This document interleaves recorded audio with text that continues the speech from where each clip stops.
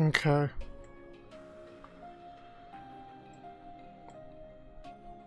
We are live again.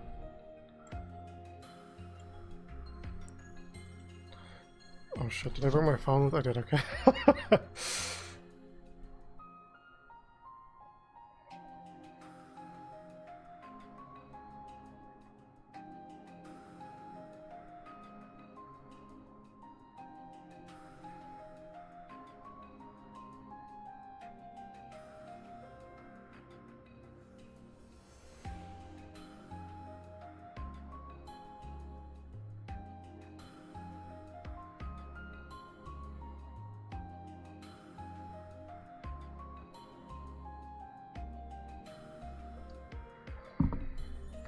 All right, okay. Oh, I should turn this audio down. It's really loud.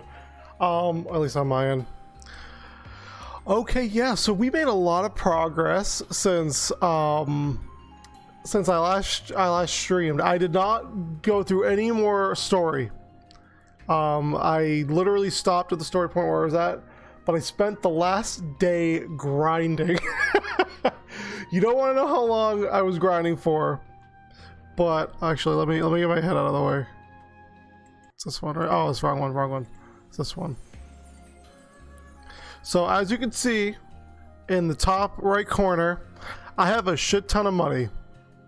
That is yeah.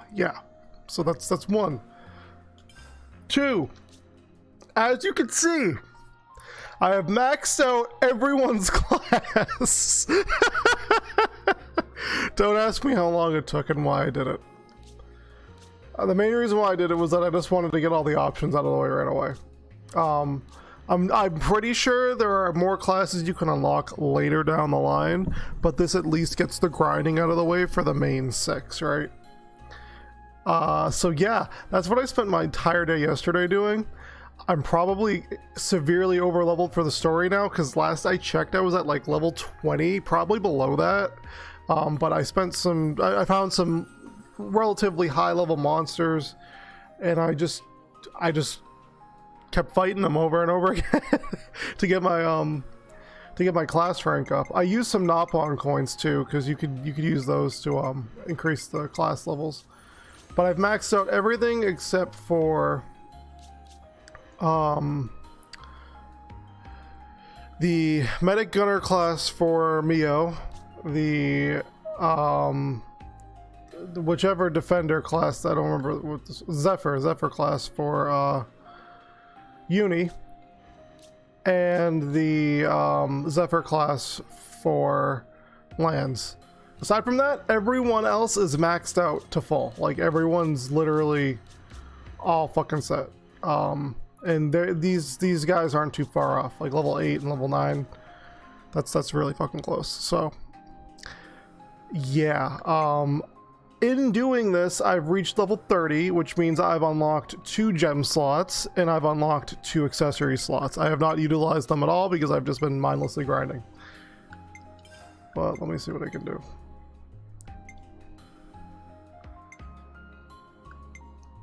Boost recharge speed by 25%. Oh shit, that's really good.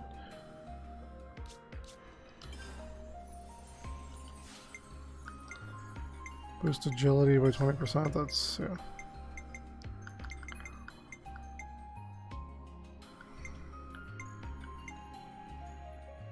Oh, that's really good. When did I get these?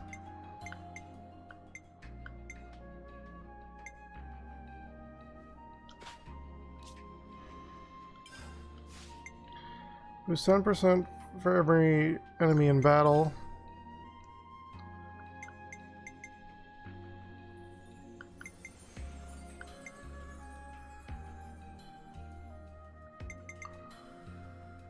It actually seems pretty good. Dealt by 20% per defeated enemy. That's pretty good too. Shit. What the fuck? Why haven't I seen any of these?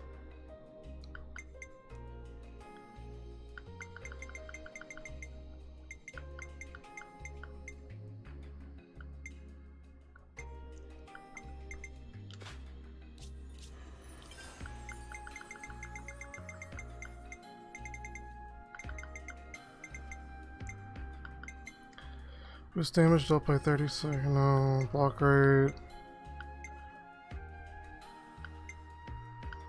That's probably my best bet, right?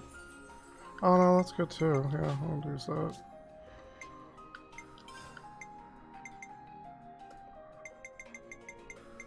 What is the one that boosts auto attack damage by like 80%? Sounds fucking amazing. Jesus Christ, that's intense. I've needed to look at these too. The dexterity, agility.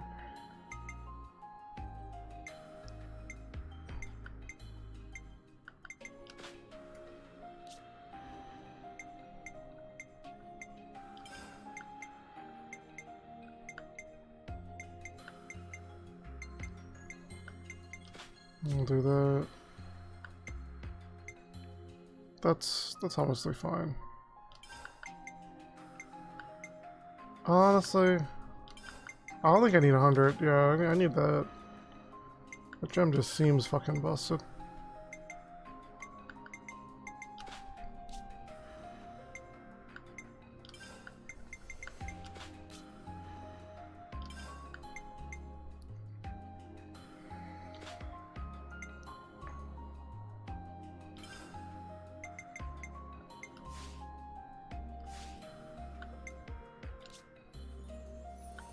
Okay, let's see.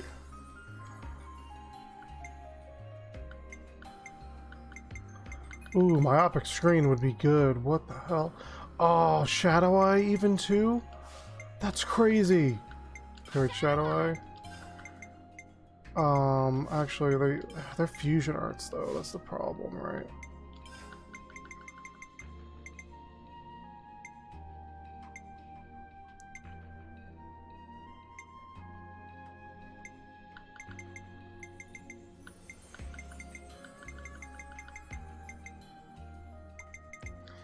See, so I only get... Huh.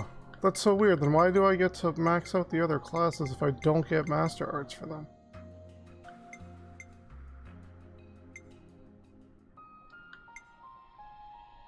That's so weird. I mean, I'll do myopic screen and Shadow Eye.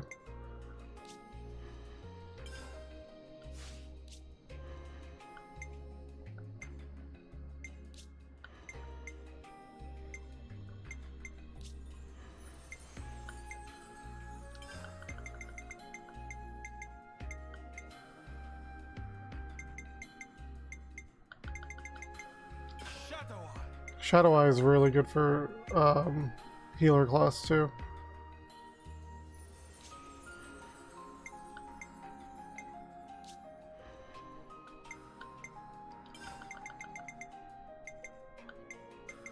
I guess it's particular to the character, right?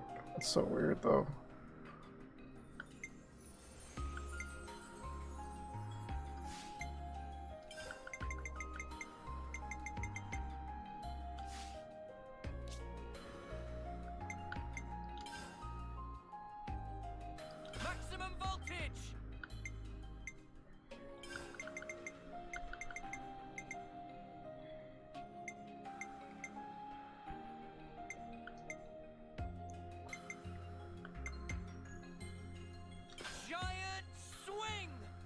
Okay.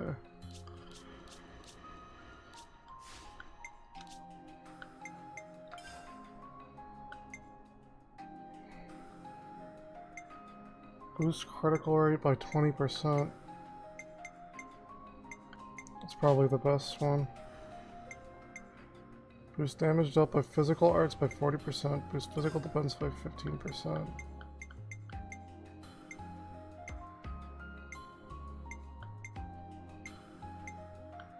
Critical rate increase seems really good too, but he's running in a defender class right now, so...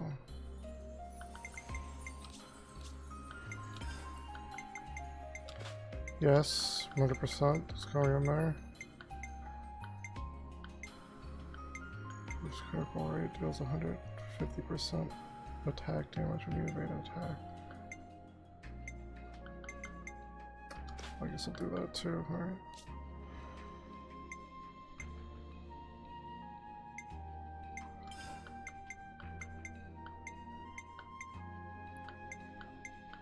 That's so weird.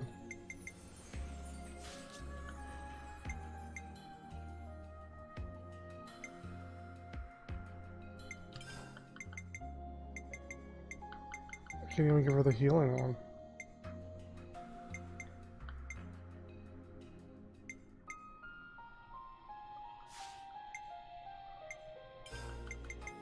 There's no reason in giving her fighting prowess.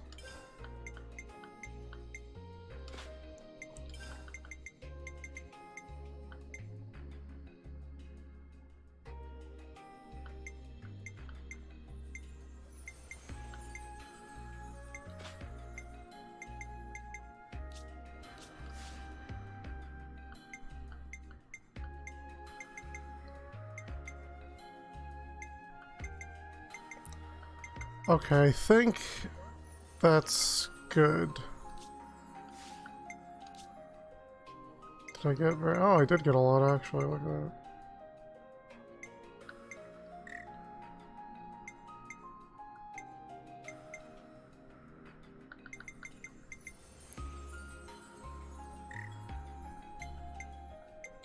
I'm guessing some of these are story gated, or do I not have enough? I definitely have enough. I guess it's just story gated.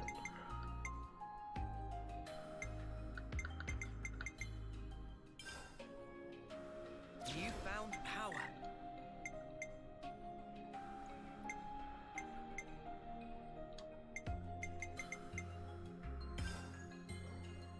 You found power.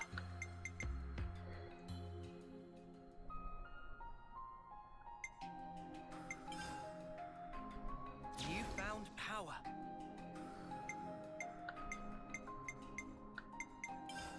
That seems really good. You found power.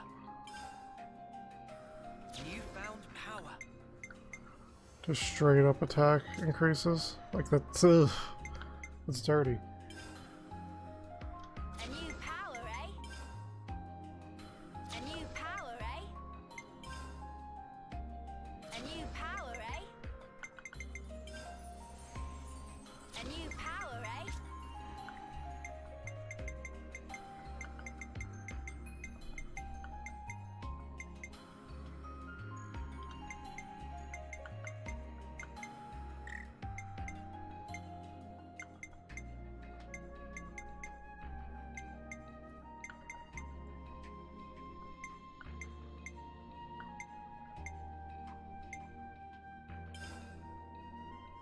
Check out this sick new skill. Check out this sick new skill. Check out this sick new skill. Oh my god, please stop. Yeah, that's so weird that I couldn't, maybe, yeah, maybe it's just because it costs too much. I don't know. It's the only thing I could think of.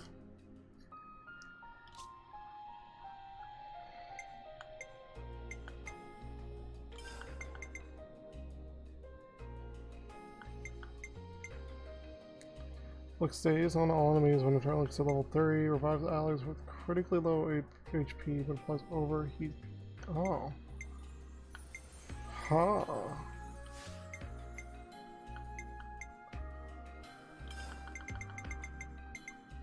Liberty win!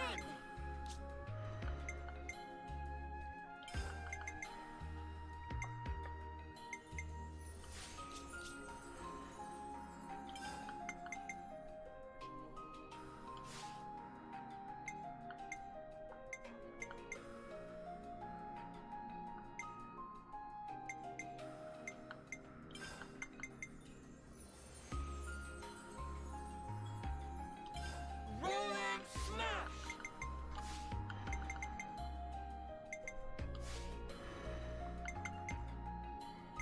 Alright, well since I've essentially gotten all kitted out, I might as well just go back to doing the story, right?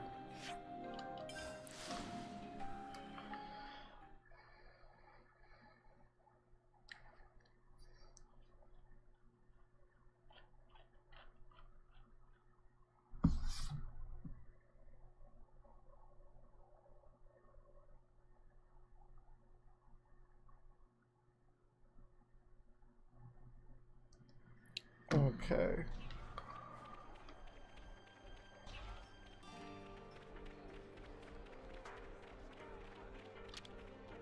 I actually don't think I checked out the shop yet. Let's try not to piddle our money away. Boosts critical rate by 20%. Ooh. Why are these all so good? What the heck? Okay, oh yeah, I'll just buy one of each or whatever.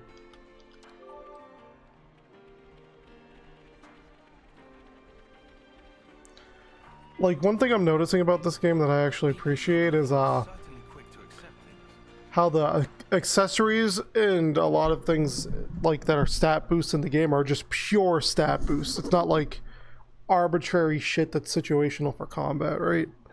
Like, it's like, hey, you get a 20% boost to your attack or dexterity. It's like, oh, that's really good. Sleep all right? Yeah, like a log. Thanks for the room. You cleaned it out just for us. Don't sweat it. Just a token from us higher ups. My iris is clogged. I couldn't quite believe it.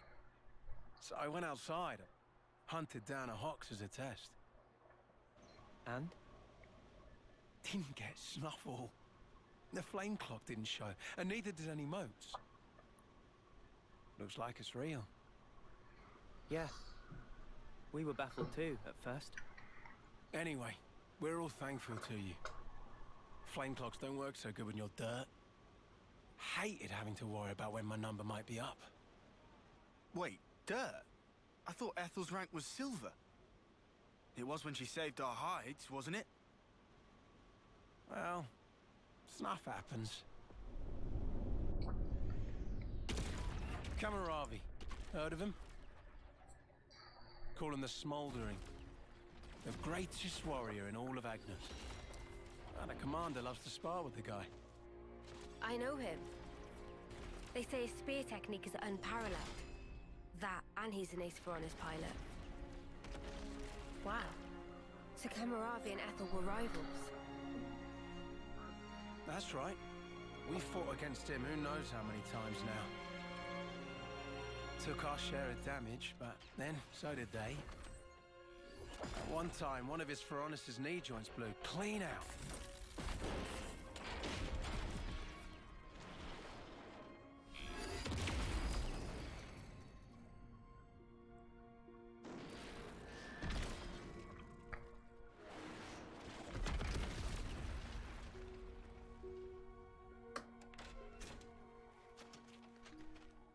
Most likely it was a failure of maintenance.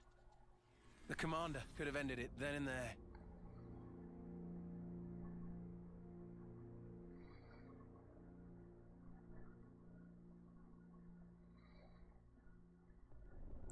But no. Telling other people's tales again? Not very endearing. Cut it out. Commander!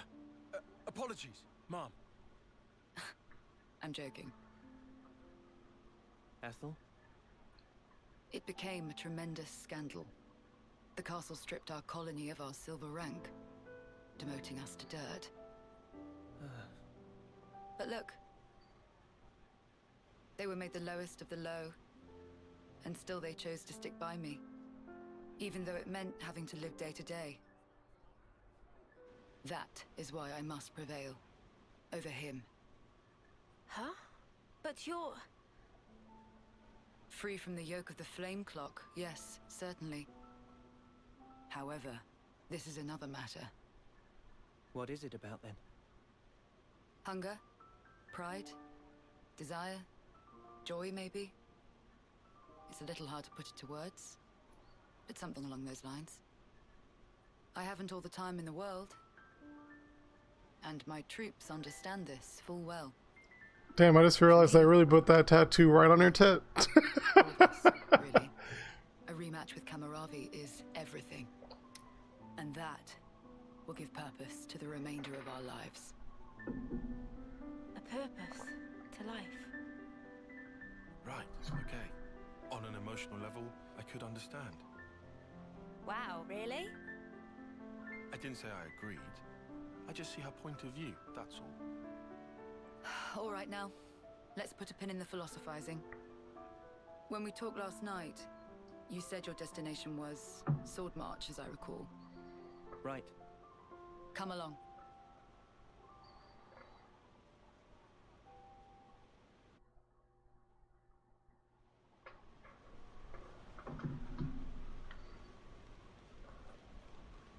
Oh, you actually follow NPCs around? I ain't never done that before.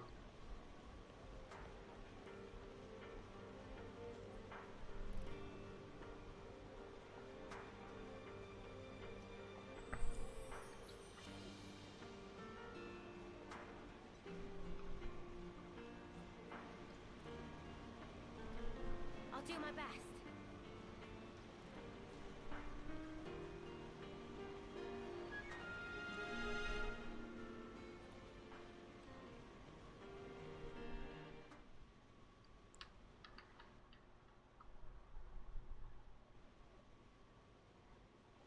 This right here is Sword March. Well, that part is common knowledge, I suppose. To get there, you have a few possible routes. Mainly the northern and the southern. And then, the direct route cutting through the ocean vortex. You don't say. That works.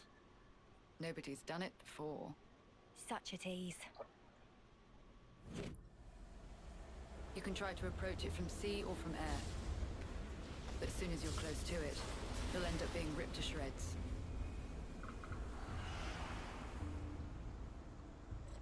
Trust me, it's not just the waves and the wind. We believe there's some other force at play there. And so, through elimination then, these two. And quite frankly, I wouldn't advise going north. Why's that? The road's dangerous, and it runs right past Agnes Castle territory. You'd have a hard time getting through. Tyann, turns out you were right. As always. Additionally, you are Ouroboros.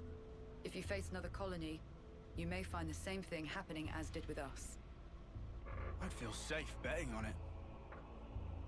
If you go south, the battle lines are relatively fixed. If you can proceed along this route, you'll get there in about 2 months. 2 months, damn. Uh-oh. She ain't got that much time. But there's more? Even if you reach the sword, this city, yes? It's hard to believe you would find it there. It seems far-fetched. How so? Once, we had to advance across this region ourselves. It was empty. Nothing but the sword piercing the landscape. And then, there's that word you mentioned, city. What could that possibly mean? Is it a person? Or a thing? When Guernica talked about it, it sounded kind of like a colony. Oh, you know, I never really entertained the thought they didn't know what a city was. You still go there, regardless? Yeah. That was the idea. For a chance to live on. Man, it's so weird because these characters live in this vacuum, right? This bubble where they're in padded walls and no one tells them about the outside world and certain terminology. Our guests will be And they're leaving actually soon. really Let's get playing to ready that as soon as we can. No worries. to that like story Feel free beat. to use the facilities here Because at like your common leisure. things that like Ready for what's you and here. me just know, these characters just have no idea what the fuck is going on. Like when they saw Vandam's face, they're like, "Oh, he's all old and wrinkly." It's like, "Oh shit, I forgot. You guys only live for 10 years."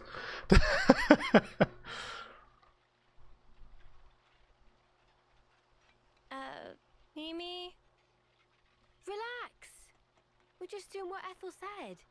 Just using the facilities at our leisure. You have to eat, else you won't grow.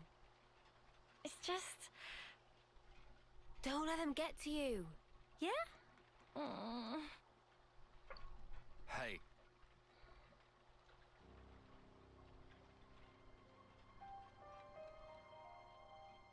What is this? It used to belong to my friend. He always wore it till last year.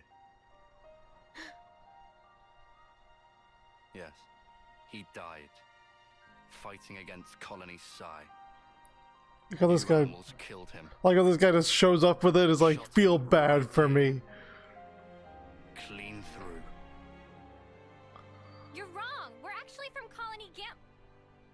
Mimi, what? If that's what you want, go ahead and shoot. It's not like I'm a hard target.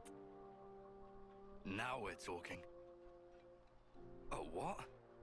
You're nearly done anyway. Well then keep your lousy embers. Die today or in 3 months' time, not much difference. Die today or in 10 years, not much Just difference. mind you don't get poisoned before your time's up. What a jerk. So uncalled for. You know, It's fine. I really, He was right. I just don't like Senna. I'm gonna be honest with you, I don't like Senna. Certainly others. She's got like this bubbly personality that's like a complete Connors. We had no what's the choice. term I'm looking for? Yeah, that was A complete clear foil until to now. like the entire tone of the story, but it gets in the way of serious moments like this, and I don't like it. There's a chance we can make amends, even if we're misunderstood.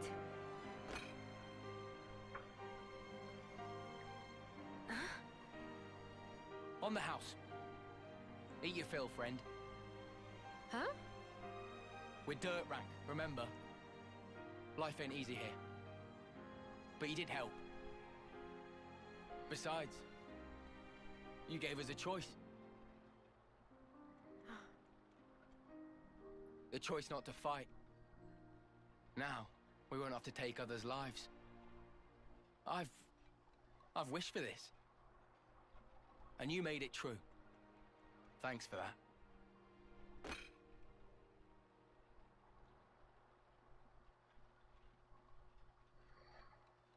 Damn, they don't need that much food. What the hell?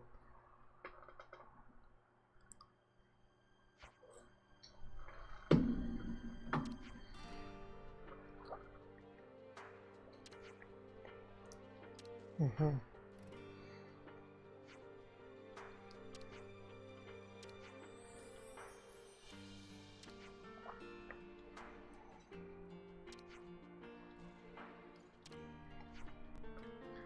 If he sees I'm in trouble, I just want to help them.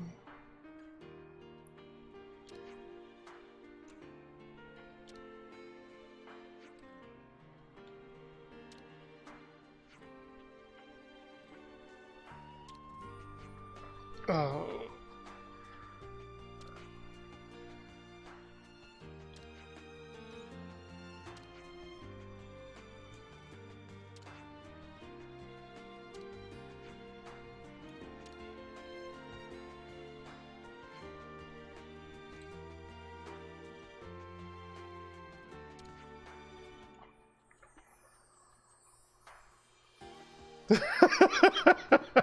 Tyon is so funny.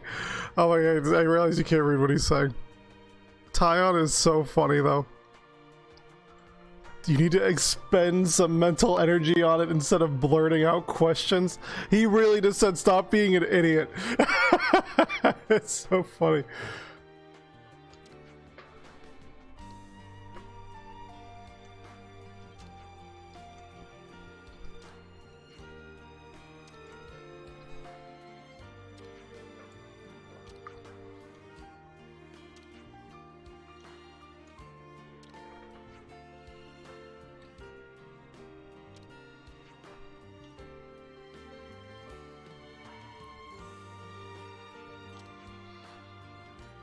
It was just a I like this character dialogue. It's pretty funny.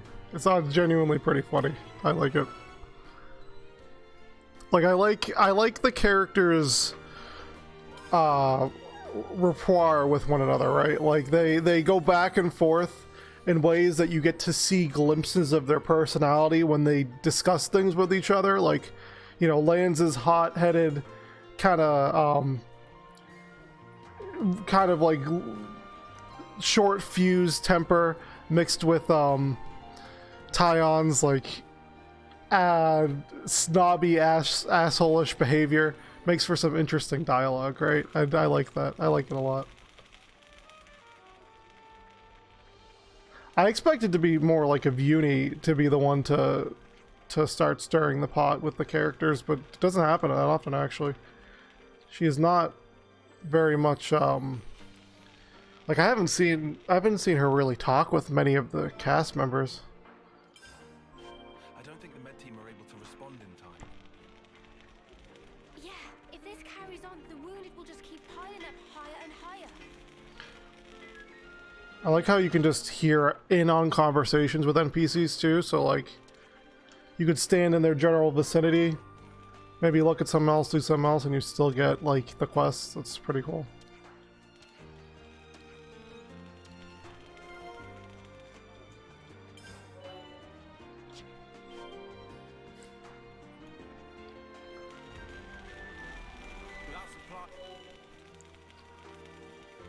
Okay. Let's make the most of our break, guys.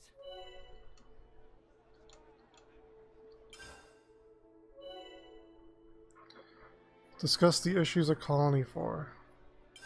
Let's lay out the facts.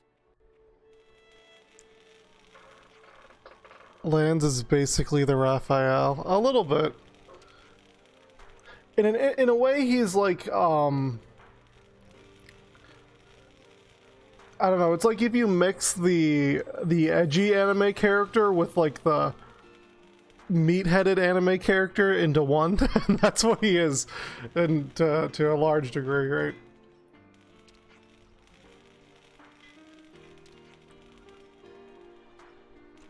He's like Sasuke mixed with Rhyme. That's what it is. That's what I genuinely see.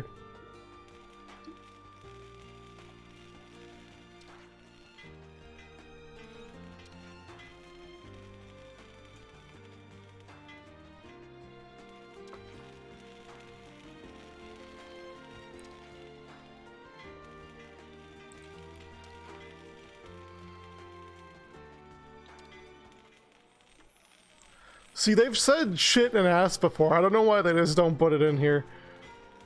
Well, actually, you know what's funny? One of the things I do appreciate is how like what's the term I'm looking for?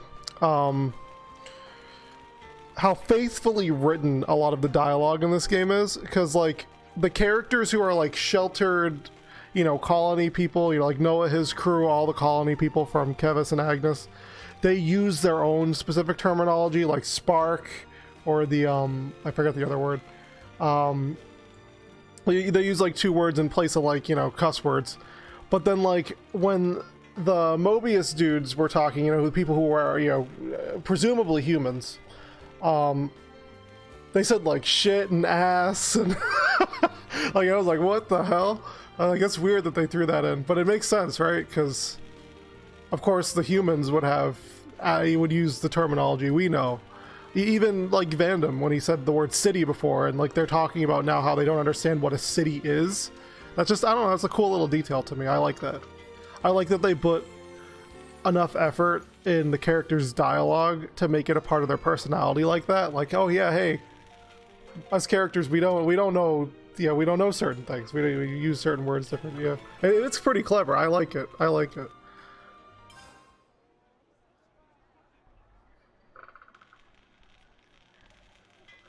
Hey, you lot, got a second? What's up, Oliaris? It's the commander. What's the commander? Well, I haven't seen her for ages. Do you know where she is? I don't think we've seen her. Are you sure? You haven't seen her at all? Think very carefully.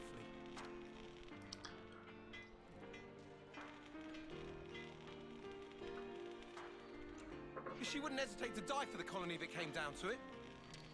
And she's so strong that she'll bear any burden alone, however heavy. Look, if anything would have happened to her, then Colony 4, then we'd be... Okay, calm down. I just realized this is voiced, and like it's so rare that like fully like rendered in-game cutscenes will be voiced like this. Like things with speech bubbles like this are normally not voiced. That's pretty cool. If you see her, just tell me, okay? Sorry to have kept you. Yeah.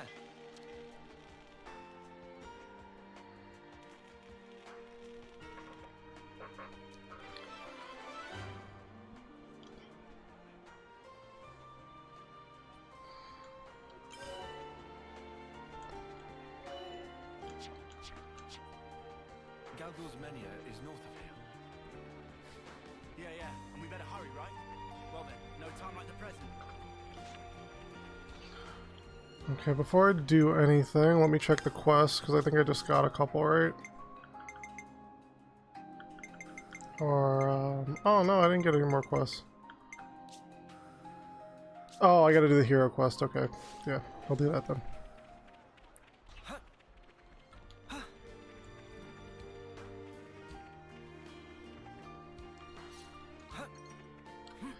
So I'm noticing too, they're throwing in some like aspects of Xenoblade X in this too, right? Like they have the hero quest, which do remind me of the affinity missions. Is this like a rare thing?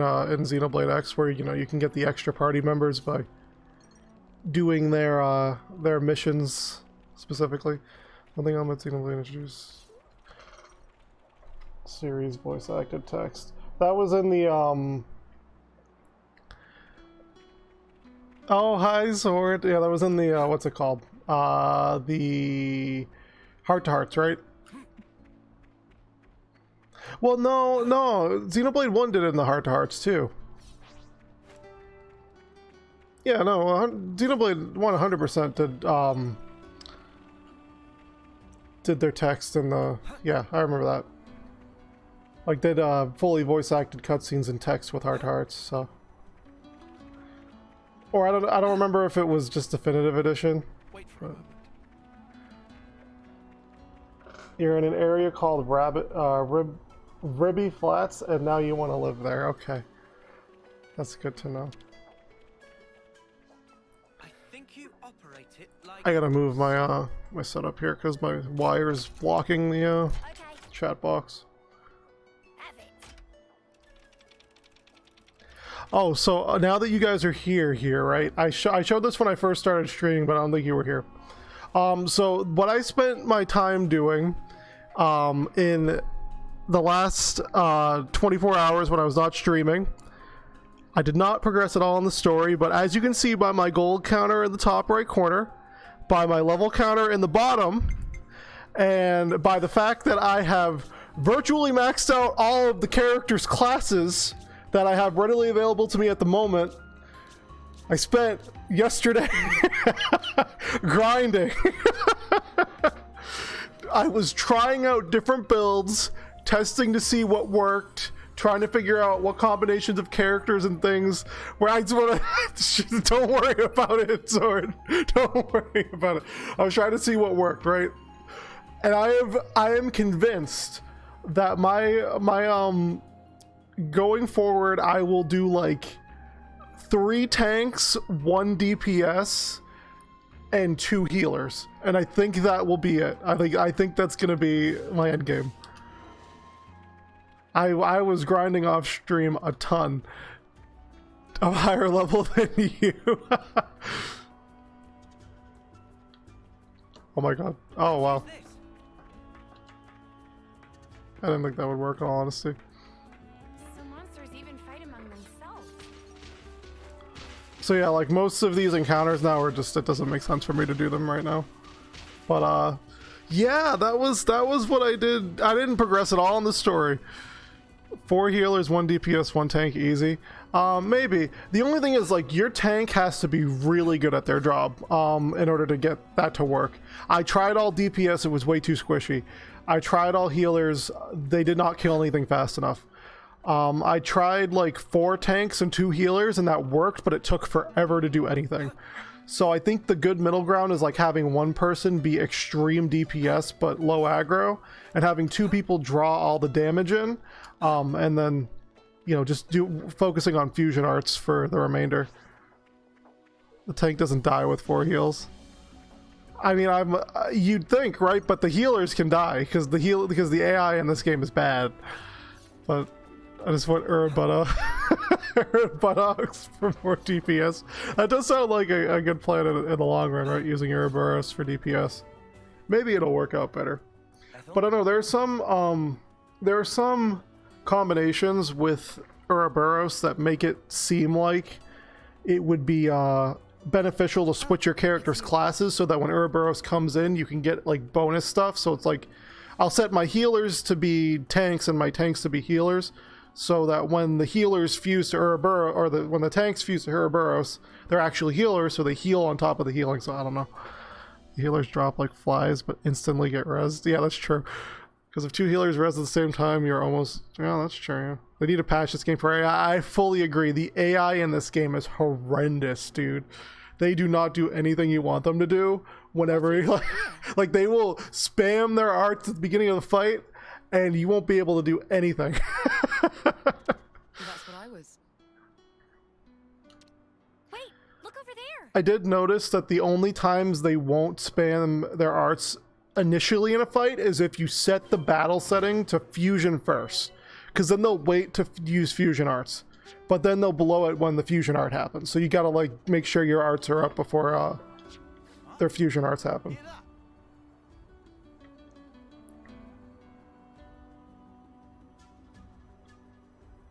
I'm looking at the supply drop. Okay, there we go.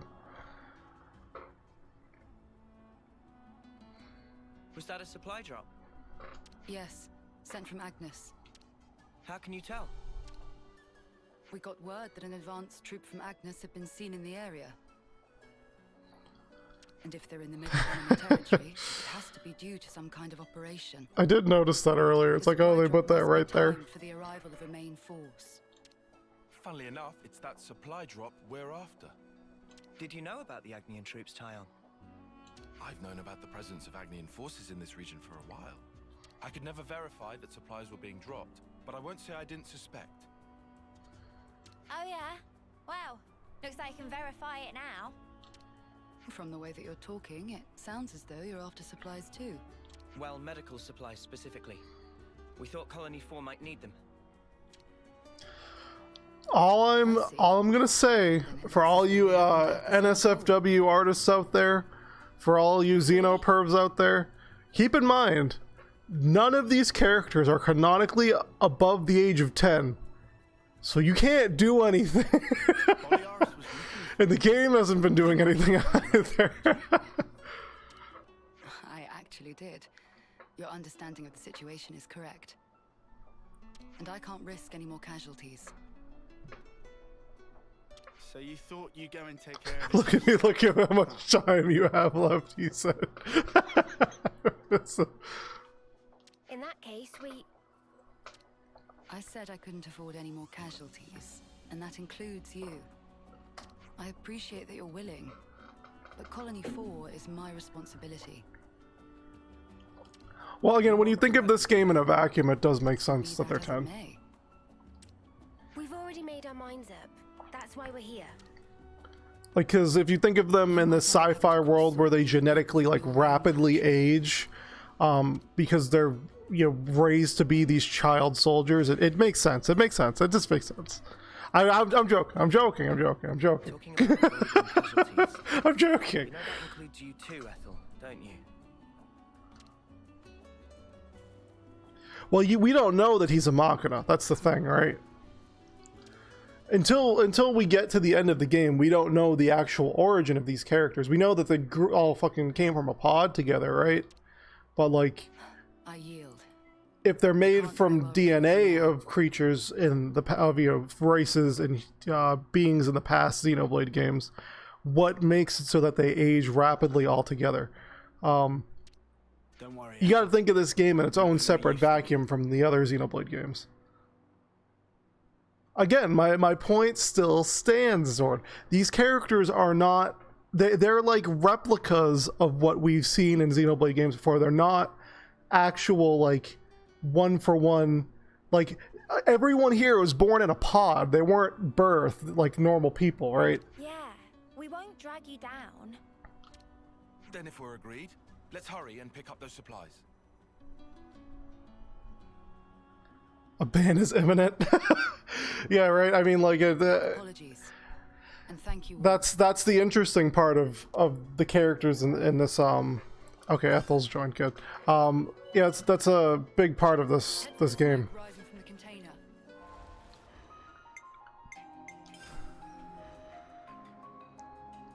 Oh, it's good to see Ethel leveled up with me. Okay.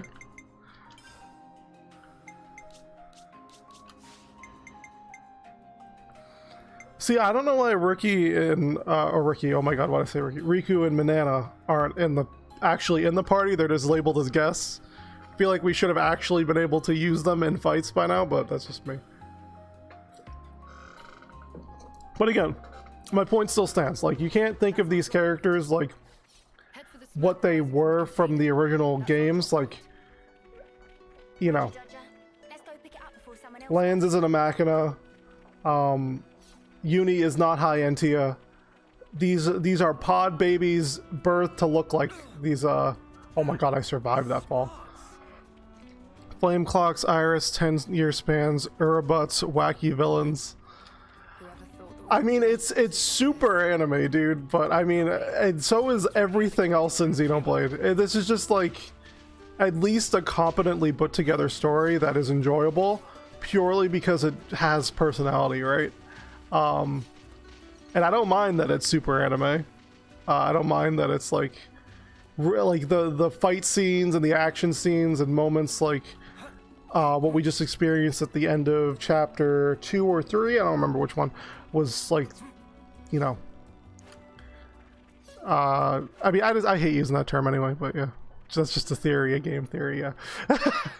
Well, I mean, no, they've mentioned they're born from pods, right? So I just want to see where the story overall, like the narrative of all this goes. Like, what's the reason why these characters and this world is created to, you know, have this constant cycle of life and death, like, and what are Melia and Nia's involvement in it? Like, what are they doing? What are they trying to preserve? Whose lives are they trying to maintain? Is it their own? I mean, it really would seem weird to have it be their own if they've lived for ages, and they would probably live even longer. At some point, you'd want to, you know, see your life out to the fullest. But I don't know. I'm still very early on in the game. I think I'll live this fall, right? I live the fall, okay. I was kind of afraid I wasn't gonna live that. I'm not gonna lie. I don't want to be that guy again, but there isn't a strong hook in the story. You see, I think you're thinking of the story in a different way. I think you're getting expectations of what you want there to be, but there's a like, so what I'm looking at, right, is I'm looking at the smaller details. Sure, I will agree that Xenoblade 1, and to even a different extent Xenoblade 2, had hooks in their stories that kept you compelled right from the beginning. But when I look at the small details building with every single like cutscene between these characters, between like the slow burning dialogue they have, kind of showing and building their connection with each other, like it's definitely Xenoblade 1 and 2 kind of threw you right into the action. This game is like just starting you off, getting you to build a bond with these characters, these 6 desperate characters who all have come from different backgrounds and are starting to like understand the other's perspective. There's a lot of detail in that, a lot of detail in the character writing and perspective, and I love that. But I think, yeah, if you're expecting like balls to the wall, crazy sci-fi explosions and like super endearing character moments straight out of the gate, you're not getting that here. You're not really getting that there. But you are getting a lot of building up in terms of story and mystery. And I definitely have liked a lot of the villains so far. I think they're the most interesting part of this game, because they, you know, their motives are relatively unknown, but their personalities are so stark. It's actually kind of, it's really cool. I like it. Something's not right. What do we do? A good overall story, because that's what sucks me into the game's world. Yeah. We have to hurry. But I think expecting that right out of the gate, like not every game's gonna do that, right? Not every game's gonna give you a 10 out of 10 story from the very beginning. Sometimes it takes, you know, 30 hours for a game story to get good. It's all about what they do in that first 20 to 30 hours to keep a player interested. And right now, I think they're doing a good job.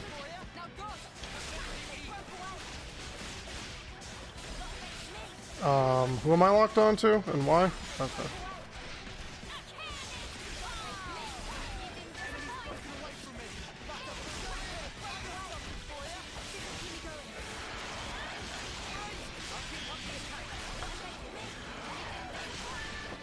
I can never forget what the game. No, I get you there.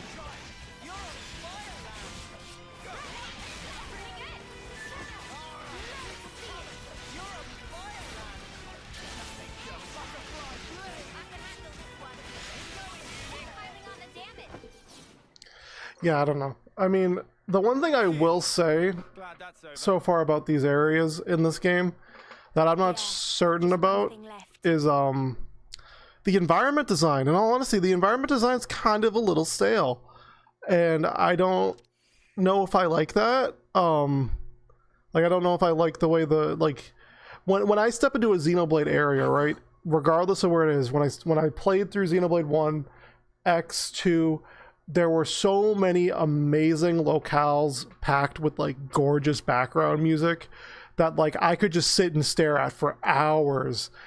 Okay, I'll wait. But right now it's like, so far the 3 or so areas I've been to have been kind of boring. Like, I've been kind of muted. I don't know. Take your wounded and get out.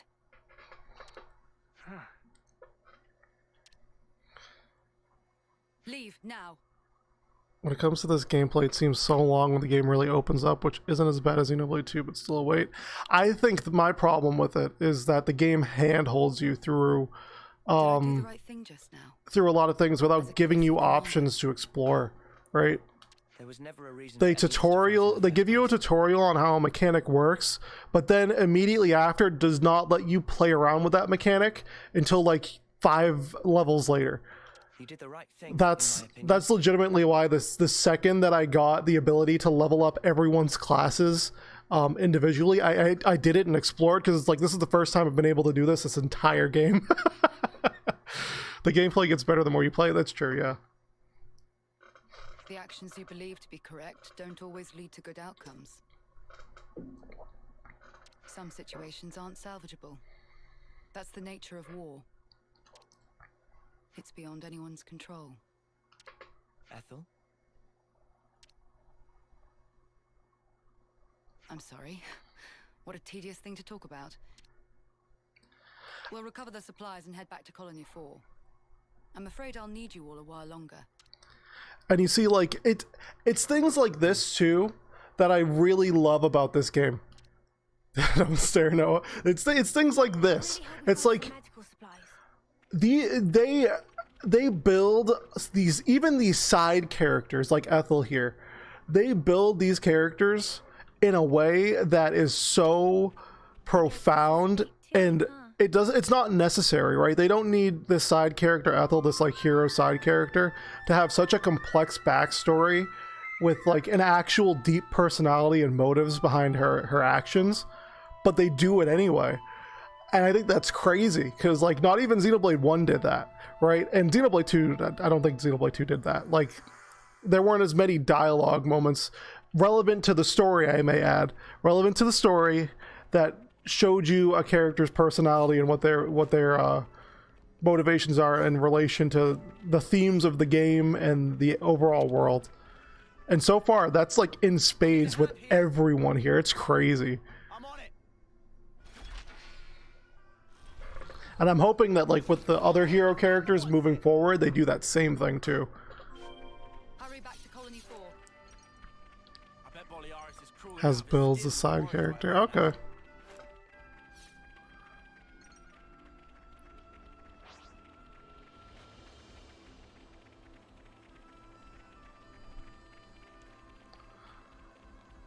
But yeah, like, I don't know. The more I play this game, the more I'm warming up to it, genuinely. Like, I like that.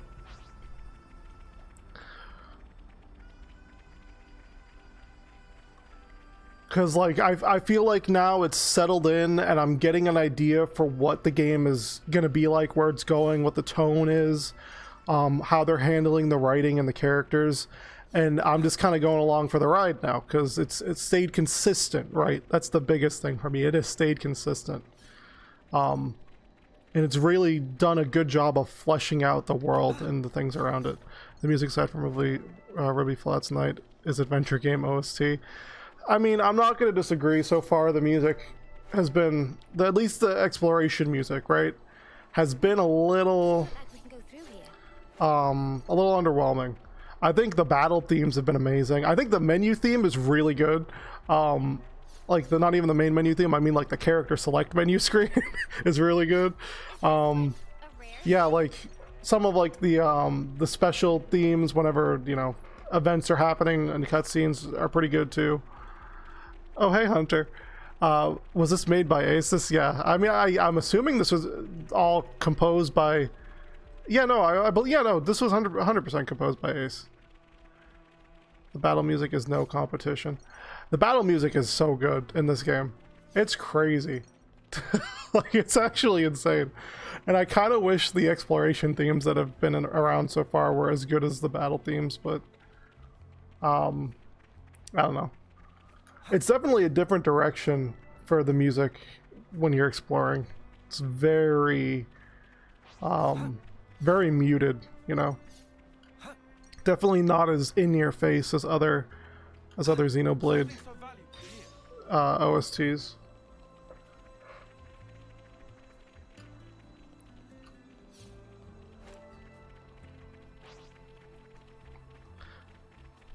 You got sick yesterday? Did you get COVID, or was it just like a head cold or something?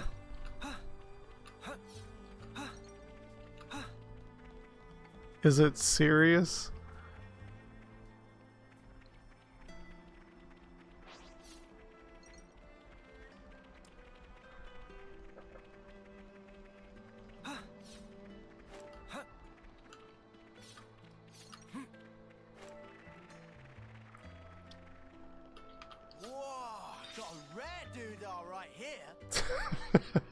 Lance is funny.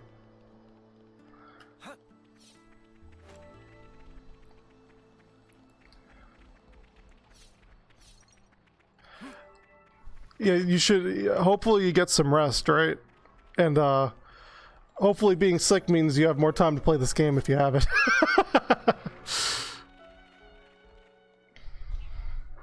You feel a little better? That's good. Commander? Commander! Commander Ethel! I look for you. The way he ran. I went to fetch medical supplies. Distribute them to the med team. Yes, Mom, I'll... wait. No. Oh, no. No, you don't.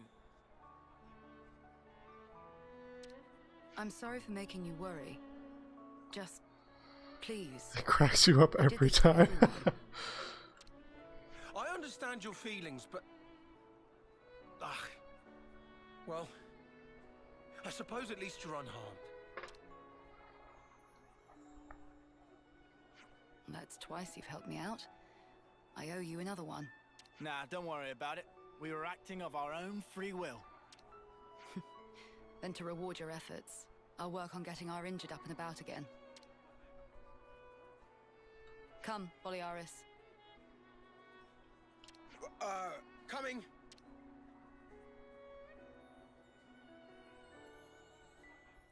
Ethel. I was gonna say, why does Noah always just stare? Why doesn't he ever say I was something? thinking about what you said. The actions you believe to be correct don't always lead to good outcomes. If someone like you says it, then I don't doubt it's probably true. But back then, you helped us. You saved us. You risked your life. Thanks to you, we're alive right now. I can say with certainty that's a good outcome. That's the only thing I'm certain of, actually. Noah, you... And we never properly thanked you. Huh, so we didn't. Oh, yeah. Mm-hmm. Silvercoat Ethel, we want to formally thank you for your courage.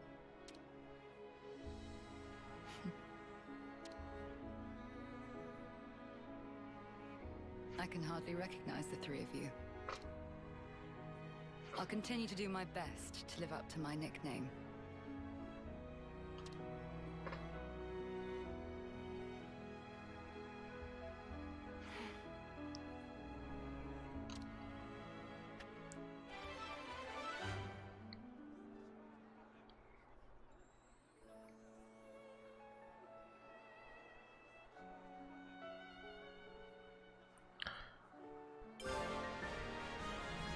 May our alliance last.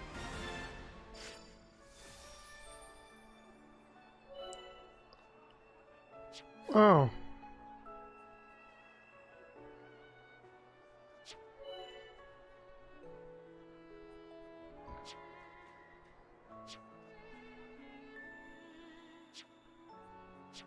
See, I didn't think they permanently joined the party.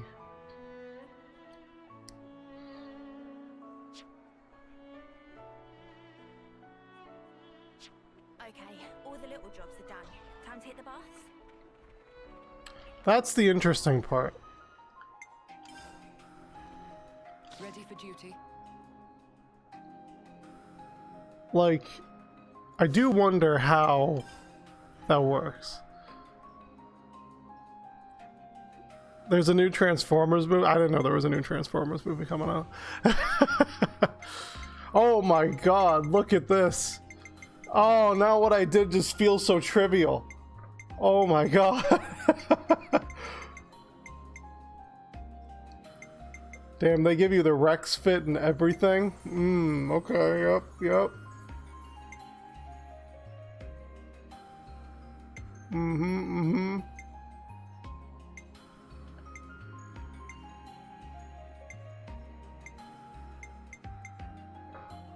Just looking at this menu and thinking about how many character classes I have to unlock now. Oh my god, this game is gonna do things to my soul.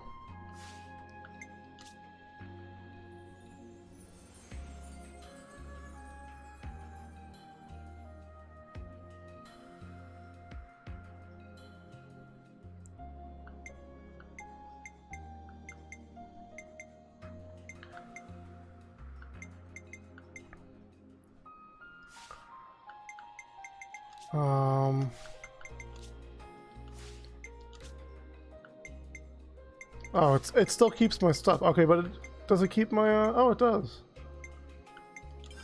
This game made my brain melt. Oh, that's so good to know. That's good to know. I will up my dexterity, though, because I want to hit things.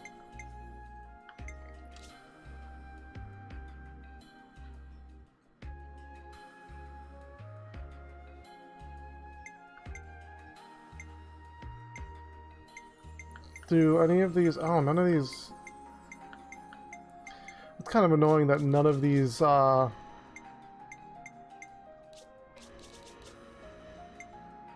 Something here has got to do break, right? Bleed. Boost auto attacks and art speed also is rare. Oh, that's actually really good.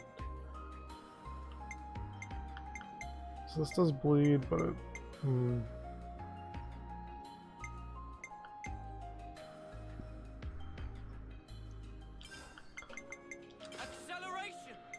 I do like that, though.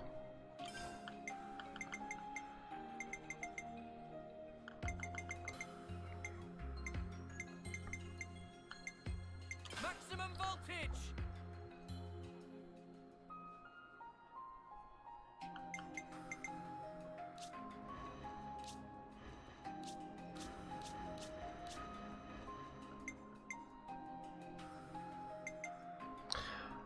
I feel like I gotta put another person who can do break on my team though now. Like as an actual option, right?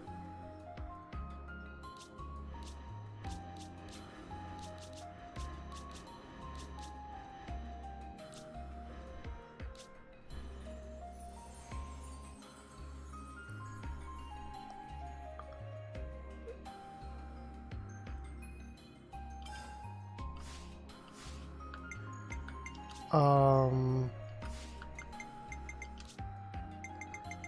line him up, I'll knock him down.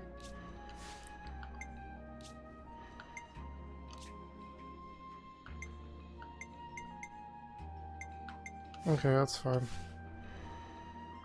Optimus Prime. I like how everyone can be viable and balanced at a class. I mean, to an extent, right? It's less about what a character is viable with, and more what character loadouts are viable in this game, which is why it's just like it's super kind of overwhelming in all honesty, having so many characters and so many options to choose from between all of them. Let's make the most of our break, guys. Because I already know someone's gonna min-max this stuff, and it's gonna then it's gonna kind of lose its luster. Because right now it's like, oh, you get to explore and play around with so much, but give it some time, and someone's gonna break it, and then it's gonna all it's gonna matter is getting one character to certain classes, to certain class ranks or whatever, or farming for what is the best class in the game.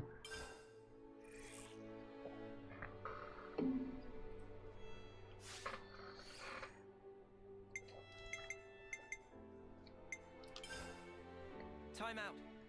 We'll head out in a bit.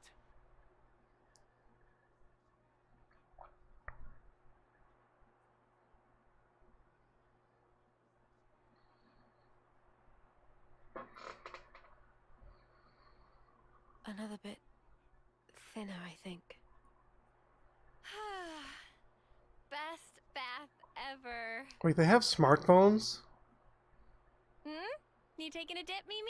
It's nice and warm. I might skip today. Wasn't really a sweaty one. Tier listing club. What? Yeah. How can you miss a hot bath opportunity? Then again, I guess when you smell so nice already, maybe it's no problem. Are you, embarrassed about other people seeing you? There's no need to be. Miss Ethel thought of everything. She even managed to give us a window when the bath would be empty. Ah, yes. I did know that. The Xenophone. I guess maybe I will take a dip. Atta girl. Okay. Don't wait for me. All right then. Have a good one. Anytime they mention a bath scene, I prep myself for the worst. I really do. Good night. But I do remember the very first bath scene, so.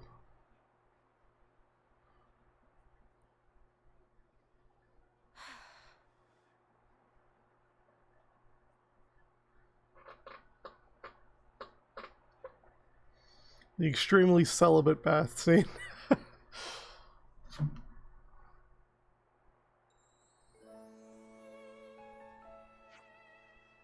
Oh, they didn't even... Oh. That was such a weird moment.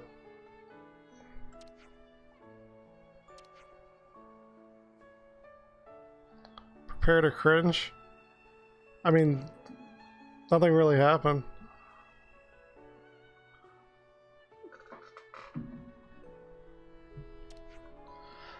I knew it was a troll comment from the beginning, Zord, because anything longer than a sentence from you is usually a troll.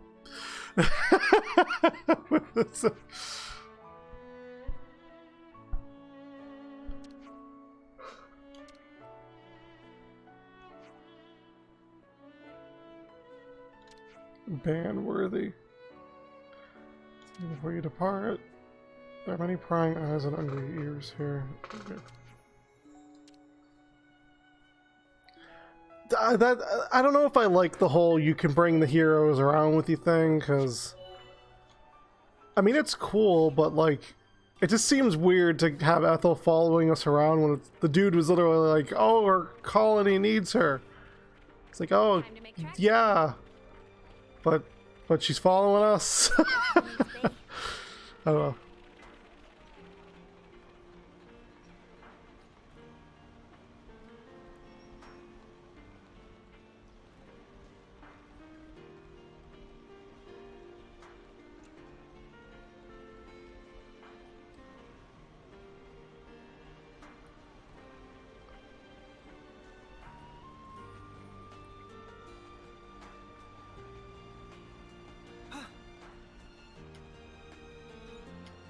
At least it's optional, that's true, right? But I mean, you put yourself at a disadvantage not adding another person on. If I just ignore it, it acts like it doesn't,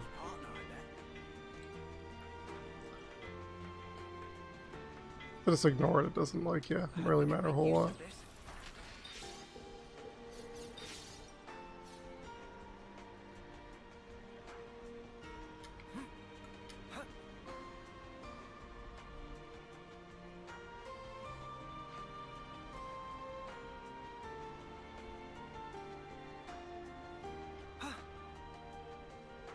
Mm-hmm.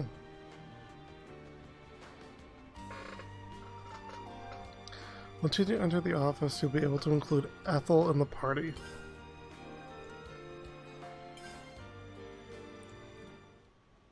That's weird. I have to ask before you go. Why is it that you stick together? Given what's what, we pretty much have to. Considering how everybody attacks us on sight now. At this point, I suppose it just panned out this way. You really think so? That's not really how it looks to me. Well, one thing's for sure. We were sworn enemies once. And yet, we all share the will to live in the now. Before becoming Ouroboros, I never realized. But that common will, it was reason enough to stick together. I see. Not everyone makes the choice to fight willingly. Lance said that you have to. Well, right now every one of us has to. There's no question it would be better if they didn't. Your journey may have started out of necessity, but now you're pushing forwards towards a common goal. And that might be all we want, and all that we wish the world could be. What we wish it could be.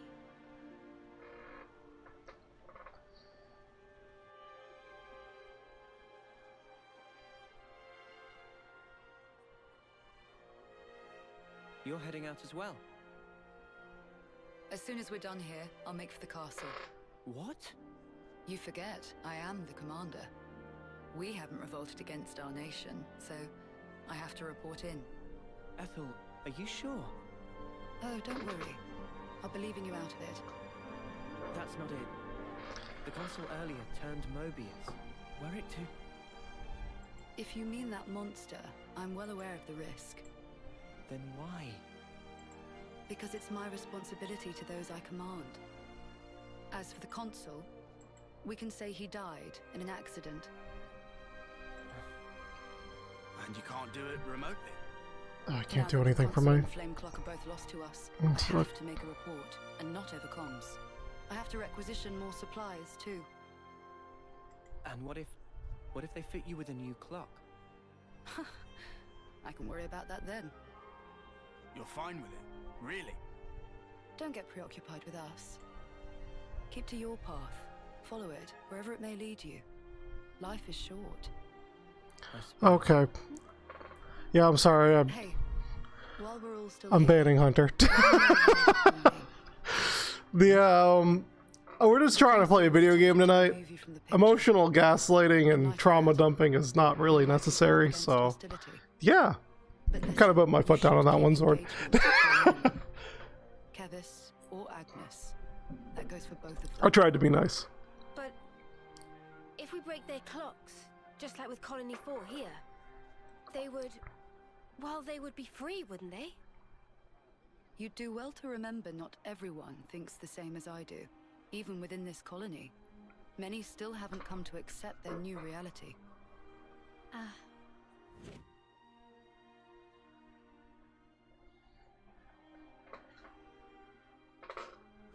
To make things even more fraught, in other colonies, there are those who are more than willing to fight, as you'd expect. So it's no use appealing to their sense of... My villain implied. Listen, okay, I don't mind people coming in and talking about personal things. Change the fate of others But just by virtue the kind of nobody here loves me, you guys don't love me thing was a little unnecessary. A little bit unnecessary. A burden, perhaps. All that said, you get embers on your coat, you have to brush them off. If push comes to shove, do not flinch. Do whatever it takes. That one's also getting I wish you all a smooth and fruitful journey. Damn. the... Did Hunter bring that one too? What's the... Ouroboros, huh?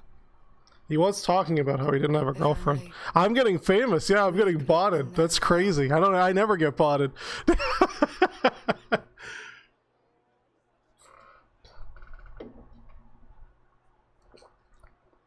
You saw my video on Xenoblade 2 from 2020 and agreed with everything I said. Oh, well, thanks. Yeah. Still have those opinions. Not much has changed, right? But yeah, thank you. Thank you for watching. I am 100% not making a third video on that game. That's a...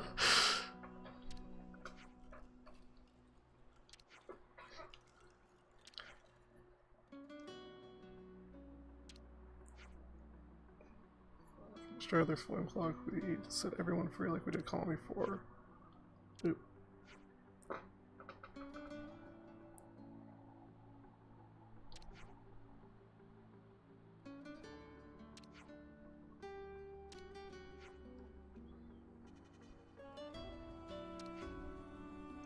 I'm a bit farther than you with this one, and I can't think of a single thing I like more about 2 than this one. I mean, yeah, I'm refraining from saying certain things that I mean, but I will say so far I agree with that sentiment. I've already talked enough about very many aspects, but there's a lot of things that this game does very tastefully that I appreciate, that I think maybe 2 attempted to do, but it didn't do as well. So yeah, I like less fleshy crushy and it's not here. Oh my god, dude. Like, I like how people are going except Xenoblade 2 is the weakest game in the series.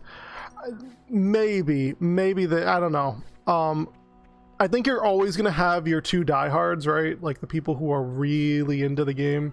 And I can respect it from a perspective of like, okay, yeah, you're really into that type of thing. I understand. And then you're also gonna have your ex-haters too, which those people exist, but whatever. But I don't know. I think this game is gonna do nothing to help bridge that like anger gap between the Xenoblade fans at all. I think we're still gonna have the fights all the time about which game did what better, and now 3 is just gonna be added into the mix, and everyone's gonna put their hat in the ring with that one. So yeah. Thank the flame, I'll finally be free of this eagle's wilderness. Oh, hey, I just realized I left something back at 4, so... gotcha! See, I like the characters, like, in-world banter and dialogue here. It's cute. It's funny.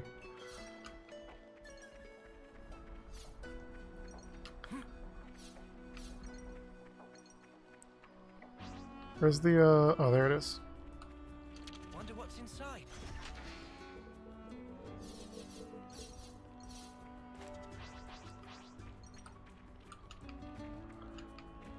Oh, so does Ethel get removed from my party? Oh, she does. That is so weird.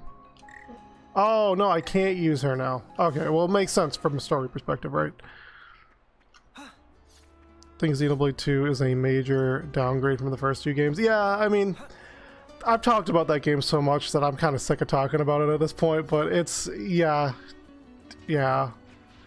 I think what did the game a major disservice, which is I'm seeing it even more clearly now that I'm playing this game, is how just inconsistent it was with the oh, I can't assist the Agnes squad? Okay. I don't want to do this, but you're in our way. Leave it to me.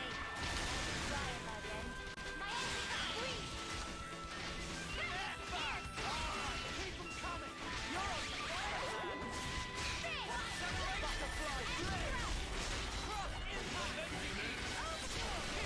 them coming! But yeah, the how the tone of that game was so all over the place was definitely what hindered it the most.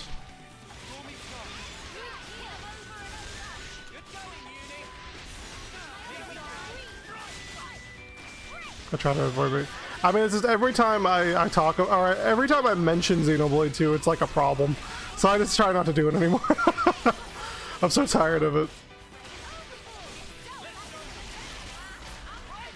Like, I don't know, if you guys watched some of my videos leading up to this game, I tried to avoid really mentioning 2 in my opinion of it, and like my general distaste for it overall. But that really did not help people already forming their own opinions about me as a person and my tastes. It was very like eye-opening to me. It was like, okay, well, I can't say anything that would make anyone happy when I bring up this game at this point. So I already spoken my piece. That's my view on it. I go out of my way, and that's the difference between me and you, Zord. I could not do that anymore, because at this point it's like talking into a brick wall. Anyone who's formed their own opinion is going to form their own opinion, and then the rest are going to believe what they want to believe and think what they want to think, and that's fine. You know, everyone's going to have their own opinions on certain things, and I'm not going to stop them from agreeing or disagreeing with me. Nano machines. I complain about Napon any chance I get. I don't blame you on that one. This game has some weird Napon though, I'm gonna be real with you. But yeah, I mean, like, I don't know. Yeah, it's... What kind of place is this? I mean, like, the number one thing, and I mentioned this briefly before, right? But like, the thing that has made me realize that there's nothing I can do to like really change anyone's mind or make them think differently about something if they're so stuck on their opinion is like, okay, 99% or 99%, okay, I'll be fair, like 75% of the comments on that video that you mentioned, DW, of the of my 2020 review of Xenoblade 2, 70% of the comments that are like against me and my opinion, they don't attack my points, they attack what people presume my opinion is and my stance on the game is based on my past experiences, like the fact that Xenoblade 1 is my favorite game, and the fact that I didn't like the game the first time I played it. Like, everyone uses those points to be like, see, he went into this game not liking it, he went into this game thinking it was going to be bad, and they use like that, like, oh well, he worked himself up, he didn't see the good in the game because he went into it thinking negatively. And it's like, I don't, you know, like, that's not a good argument to attack the critic and not the actual critiques. But and it also shows me that you really don't care to have your mind changed if you're going to jump straight from, or to even think about the things I'm bringing up. If you're going to switch immediately from okay, I have to go up there to get to it, from you know, talking about the game to talking about me. It's like, okay, that's, you're obviously not here to discuss the foundation of my arguments. It's like you talk about it and it starts a civil war like the Sonic fan base. Yeah, just do that. I use the reverse Uno move on them. You gotta be nuts if you think someone played a 70-hour game twice and didn't try to like it. We're all human, we can't change people on their thinking, so it's best to just avoid more arguments. In general, yeah, I agree with that. That's why I just don't reply to people who post long-winded arguments anymore about, like, I said it yesterday, but, not yesterday, a couple days ago, but, like, ever since the release of Xenoblade 2, like, Xenoblade 3, like, has been ramping up, views on my videos, and so many people have been commenting and DMing me about, like, these wall of paragraphs explaining to me why I'm wrong and why they're right. It's like, okay, I'm just gonna avoid that one. A lot of them would throw in personal, like you didn't like this because you're you sort of comments, and I'm just like, it's whatever, it's fine. At this point, I don't care. Like, I make no secrets. I'm just a dude who makes YouTube videos sometimes, guys. Like, that's I'm not like a guy who comes on here and is telling you how to think, or I dictate what direction the series is heading in, or who says or does what. You know, the people will do what they want to do. I just give my opinion on things. That's it. I just argued yesterday about why Rex didn't die when he fell into the Cloud Sea. Poker ship him. Tried to finish 2 like 10 times. I usually get to the point where Pyre gets kidnapped the second time and I can't do it anymore. Oh yeah, dude, trust me, I know that chapter. I know what you mean. Yeah, I have tried. I tried to really get into it.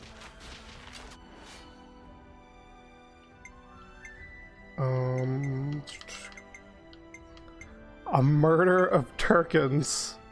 I didn't know they referred to a flock of them as a murder. That's crazy. I'm getting those not bone coins though.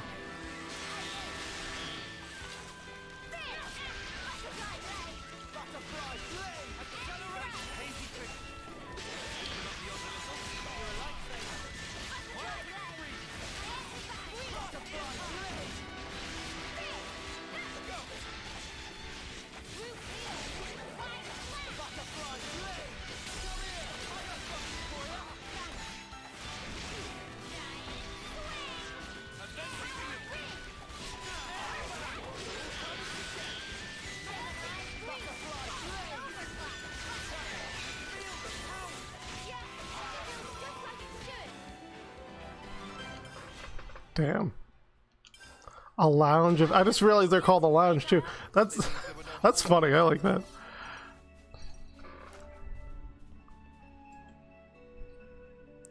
Okay. Oh my god, Zord, you're a mod! I gave you this power. Now I gotta open up my my other thing.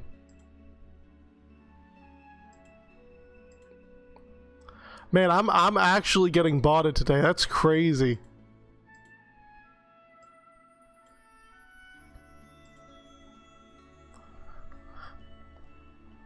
You forgot? But Zord, how did you forget when these bots on every channel? I don't understand it, dude. I really don't. But Zord, you talk 24/7 in the chat about how you're gonna ban people. Ever since I made you a mod, you've been like, oh, that comment, it deserves a ban. How do you forget you're a mod when you talk about banning all the time? Is this the right way? Mimi, Like, it sucks because I can't do like moderation features from Streamlabs. Even though I have the chat window open, it doesn't let me. For some reason, it just doesn't let me do it. So I have to open up the stream on my browser tab and switch over to it whenever I see something that's like, okay, I gotta stop this.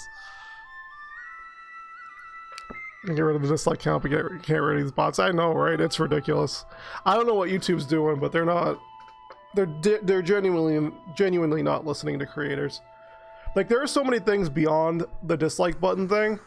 Because like, even as someone who like, I'm gonna be frank with you. Most of my videos, like my popular ones, have like maybe like a 75 to 80% like to dislike ratio. I mean, I'm not afraid for people to see that. I'm not afraid of people downvoting my videos, especially because of how a lot of community backlash I get for things that I say is. Right, but like, it doesn't help me overall on the algorithm because it lowers engagement. Like, people aren't as incentivized to like a video now because you know, because the dislike button's gone. You know, it's like it's less valuable as a commodity as it was before, but it's still as valuable in YouTube search terms. So it's like, I don't know. Albus is not a blade. Changed my mind. Like, I still have YouTube Vance, so I don't have the dislike button, but one day Vance will stop working because... Oh, they did. Yeah, I mean, We can't leave it like this. a lot of things that they end up doing for,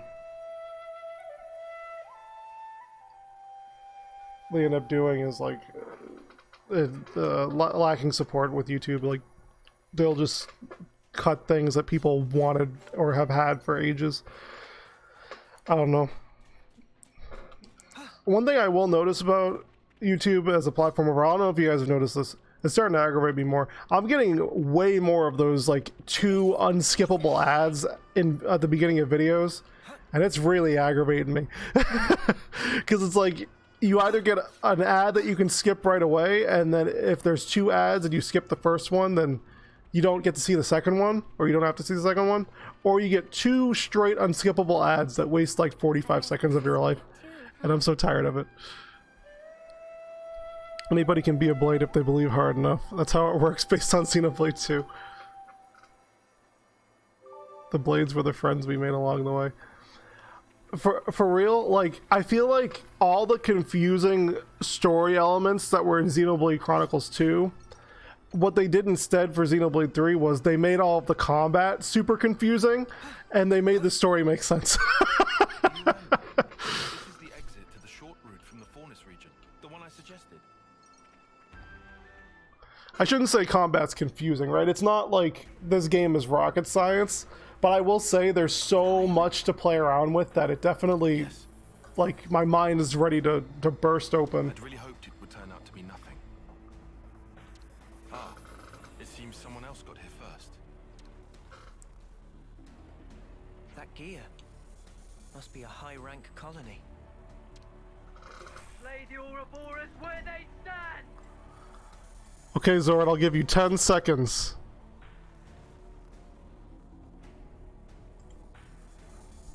Okay, good job, the sword. I love to see you try. Great powers come great responsibility. Now pay you. I'll pay you the second YouTube gives me money for making videos.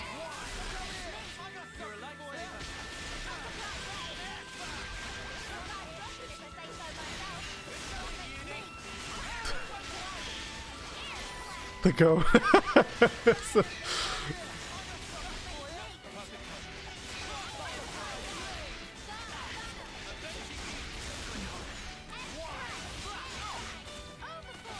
I'm assuming it's because like Xenoblade 3 is probably a popular stream game right now, because it just came out, right? So the bots are just all over the place in these streams. But like me, I don't know. I'm not a big streamer. I don't know why I get bots. It's weird.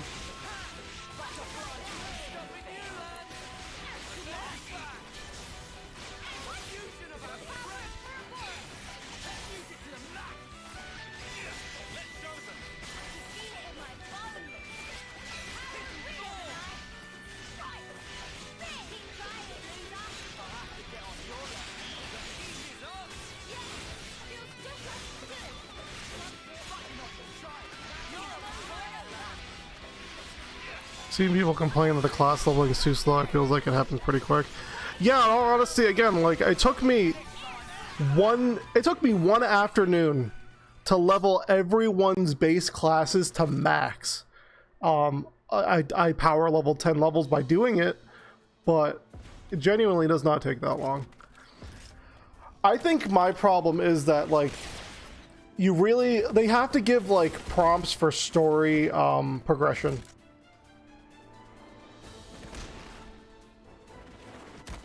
Like, because I don't want to use a build during a boss fight that I'm playing around with and then get screwed for doing it, right? That's why I ended up grinding before stream. That's what I'm saying. Zora, did you not do this side quest?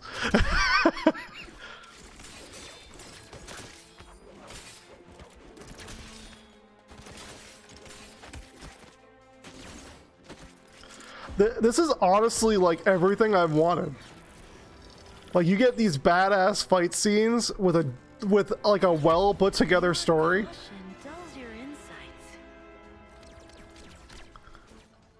Yeah, that's true too. Wastes almost all your potential. And you, good judgment, but you're a bad quitter. Just as I'd heard, sadly.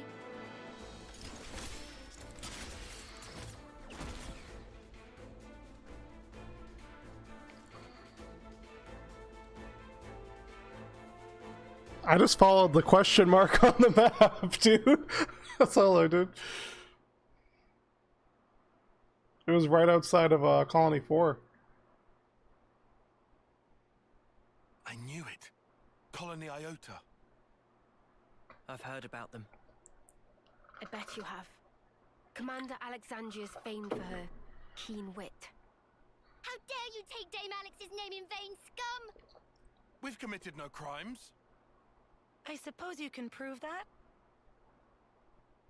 Well, proving a negative isn't really possible. I like Noah, he's funny. What you think you know isn't the whole truth. Eat this, sucker! Dame Alex! Senna! You're like halfway through the game, damn. You know what's crazy is that, like, this is a side quest, but it feels important. That's crazy. It will suffice for this little trial. You struggled for your lives in vain. Like, I'm actually interested in what's going on right now. Those criminals. Those lives will be mine. This I swear. They're a bunch of morons, just as we'd heard. And rude to boot. Indeed. But that might make for a fun reception. What you think you know is not the whole truth, huh? I do hope you'll tell. Oh, so if this game is full of side quests that are actually dope, that would be amazing, dude. Looks like we managed to lose them. Like, if every side quest is like that, where I just walk into the open and some badass cutscene and awesome character walks in, like, this game is gonna be, like, amazing. All been relatable in some way. I mean, the characters have all had really... Oh, God, sorry, hit the mic. The characters have all had really good personalities so far, which is what I like. Like war's ever pretty. They're not all like that, but there's much for sure. That's good. That's how they managed to climb to silver rank already. I heard they even share their supplies with other colonies. That seems kind of awesome. Sharing supplies? Why would they do that? It would prove beneficial in the long term, I think. Creating debts to strengthen ties with other allied forces does open up your options, insofar as battle tactics are concerned. And if that leads to better results in combat, you can get your hands on even more goods. What I'm getting here is that they're trouble. Yes, and to make matters worse, Alexandria herself announced that they will come for us again. I bet us traders would net them a hefty reward, huh? So how about we turn the tables on them? Punch their lights out. Listen to yourself, you doofus. We're talking silver here, yeah? See, I love this dialogue, dude. I love it. It's full of world building. It's full of character building and personality. Like, regardless of the precautions we take, we have a high chance of encountering them. We should consider our approach carefully. Well, in that case... You got Tyon the tactician talking about battle strategies, you know, exposition dumping, and in a necessary and unique way about these characters that we just met and their role in the world and building the lore of the world, right? In terms of sheer power, you got Lance coming up with a stupid meat-headed approach to things, and Noah being the team leader. Like, it's great. It would help lower the colony's capabilities. And it might give us an opening to strike. Yeah. If it comes to that. But it basically allows us to avoid fighting as much as possible, right? I like that plan. No objections from me either. Personally, I'd hope we don't even meet them. Good to add more names. It's not cringe jokes every minute, and the characters are being smart and not dum-dums. Exactly. Well, no, I mean, the number one thing is, like, right? I just walked into an area to do something, but, like, that bit of story... Oh, how do I put this? What is happening on the screen, what our characters are talking about, the event that just happened, directly relates to what the story is about, right? And that to me, in a side quest, is good. It's like, okay, I came across these characters, they're interesting, they're different, I'm sure it's going to lead to a hero quest or something.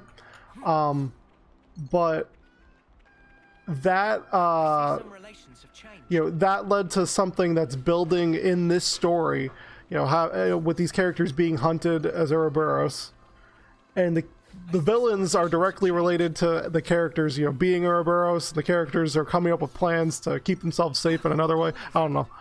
like what Xenoblade 1 did with its cutscenes. In a way, I agree. Yeah, I'm definitely seeing glimpses of that in the character writing, and I like that a lot.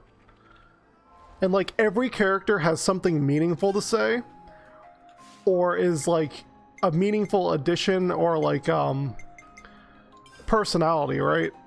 Like Tyon's the level-headed one who comes up with the plan. Lanz is the one who, you know, he'll just throw caution into the wind. Uni offers some like offhanded smartass remark. Noah tries to bring the party together. Mio's the sensible one with a kind of like kind heart, you know, like Senna is Senna. So, I mean, yeah, okay, I should not be over here. These enemies are level 40.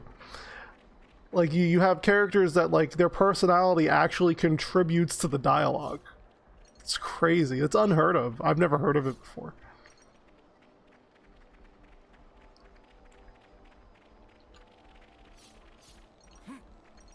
It was a joke. I've heard of it before, but you know.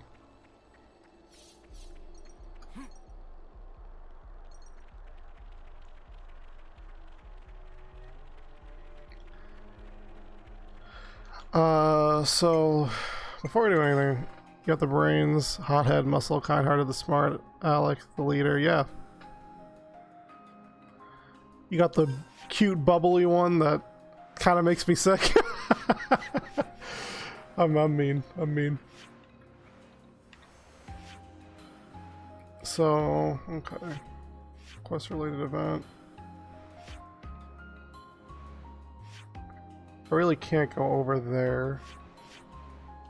So I'm pretty sure that wasn't a quest. I'm pretty sure. So when they say quest-related events, they just mean like events that take place that kind of like lead to a quest or offer a cutscene like that. Because this didn't give me a quest. I just realized. But this did introduce me to characters that are likely going to give me a quest later, and that's actually super unique.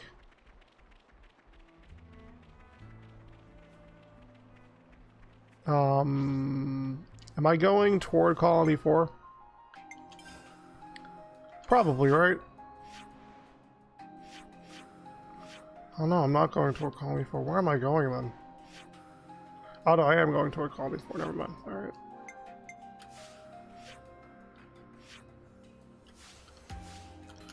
That's detail. Yeah, it's... I'm telling you, man, the more I play this game, the more I like it. And I like that. That's good.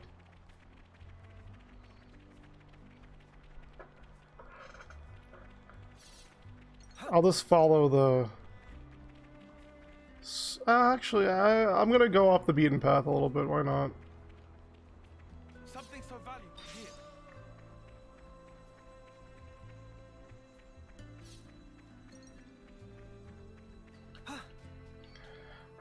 Actually, let me swap some... Oh, no. They already put it on there automatically. Alright, never mind.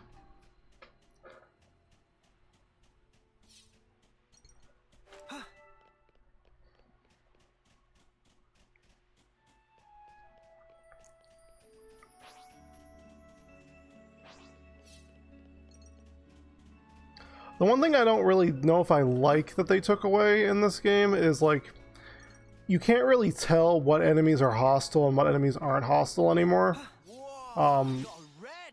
Because some things will just not attack you, and some things will just attack you. And I know right now nothing's attacking me because I'm over leveled for the area, but oh, we're doing it again.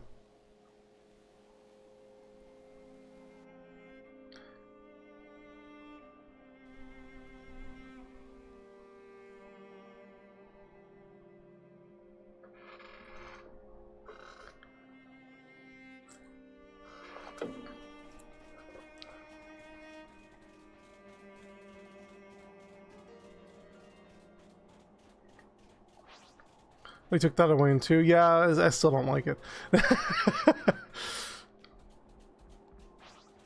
Mainly because there's so many enemies running about that, like, are obviously... Better give it a good once over.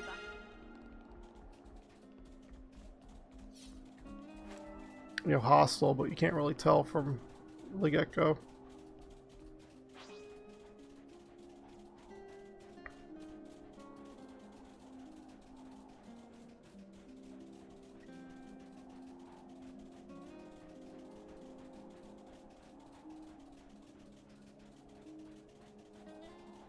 This area does look nice.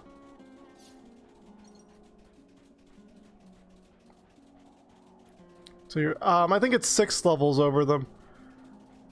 I think that's the cutoff. Oh, that's a rare one.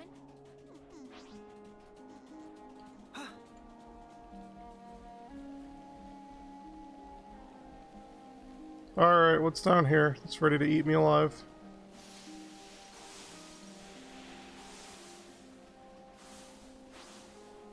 Oh, they're just not gonna do anything. Okay, cool.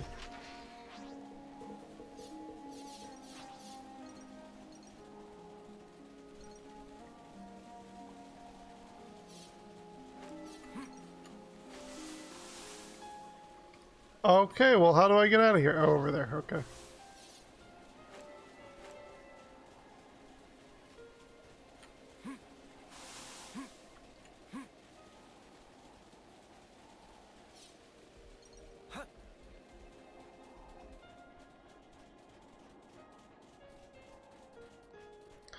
You know what I've realized? The enemy varieties are at least are nice at least. Yeah, that's true. There's a lot of different enemies around, and it for sure is interesting.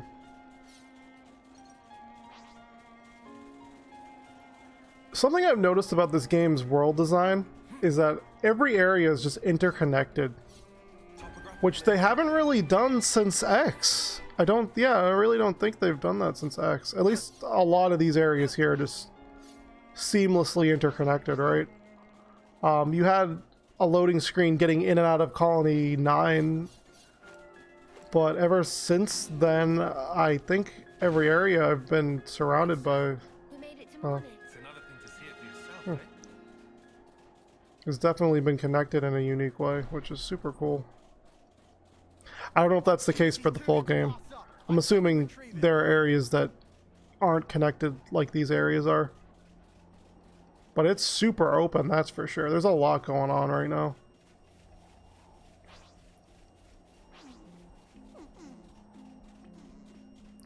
Needed a run button for this game, probably. These maps are for sure. Yeah, I'm feeling that. I know there's auto run, but auto run isn't very helpful when you could run into a level 50 enemy if you're not paying attention, so. Oh look, Let's get this squared away quick. Kivish drop. But, you know, I'm over leveled, so... Oh, it's locked, right? Probably locked until I, yeah, do the thing.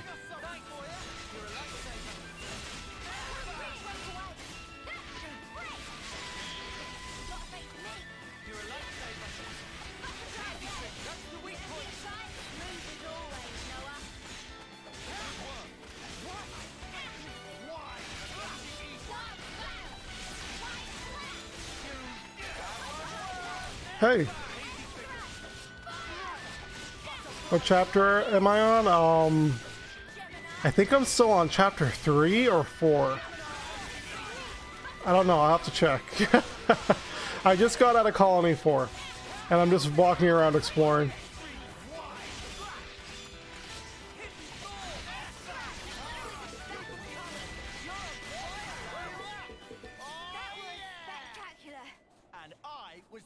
What's your opinion on people trashing this game? Is because it's not 60 FPS? I mean, graphics aren't everything, dude, right? It's not really, I mean, I'm not really super big on caring about what a game, you know, runs at, unless it runs absolutely horribly, and this runs pretty stably, in all honesty. I mean, what matters most to me is art design. People just love hating Nintendo games nowadays. I guess, I mean, that's been a thing for a while now, though. For as long as I've been a Nintendo fan, you've always had people hating on Nintendo games.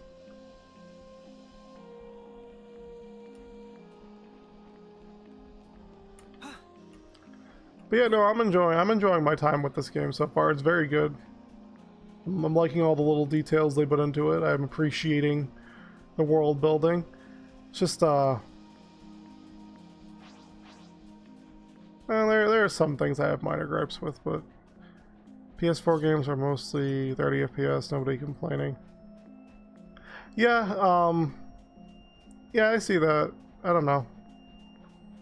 Again, to me, it's just not really a huge deal that a game runs at a certain frame rate, right? I'd better send them off.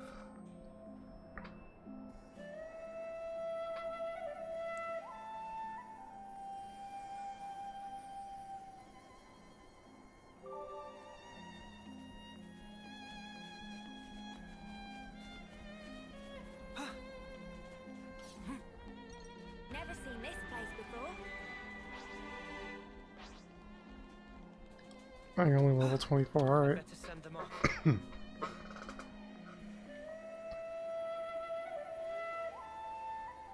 I do like that they give you all these little like things to do in the world too, right? There's a ton of things I can just walk around and find while exploring. All people to send, collectibles, you know, random drops in the world. Definitely gives me a Xenoblade X vibe in that regard. Xenoblade X had a lot of that.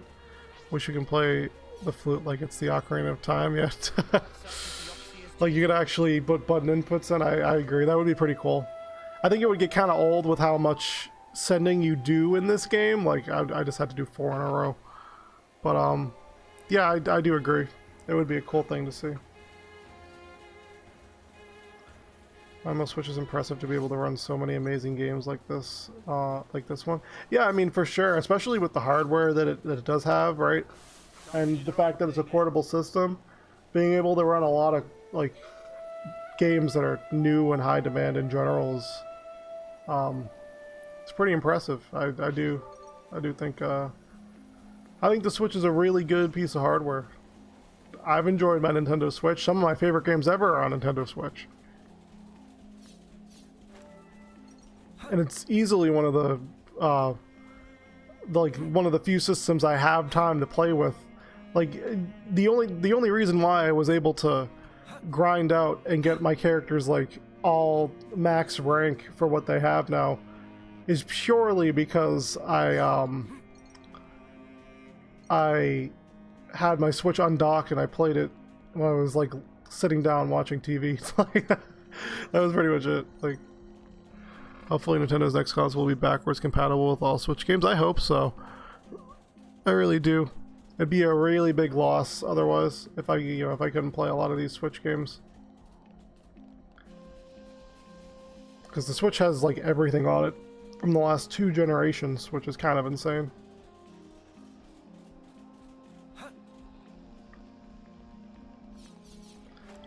Literally found out Xenoblade shouldn't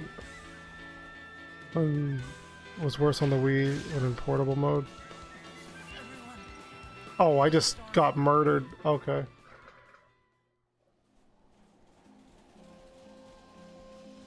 Yeah, I mean, like, honestly, I took what I could get with Xenoblade Definitive Edition because, I mean, I liked it. I thought it was a fantastic remaster of Xenoblade 1. But after the kind of stinker that was the 3DS port, in all honesty, I'm happy that we got something, right? Because when I already own the Wii version, but I played that 3DS port, and I beat it, but I had hand cramps the whole time. Do you have a Steam Deck? I do not have a Steam Deck, no. I wasn't really interested in getting a Steam Deck, in all honesty, because it's like, well, most of the games that could be on Steam Deck that I want to play are on Switch, that are portable, and otherwise like games that I'd want to play on my Steam Deck, I'd want to play like at my computer or on my television, right?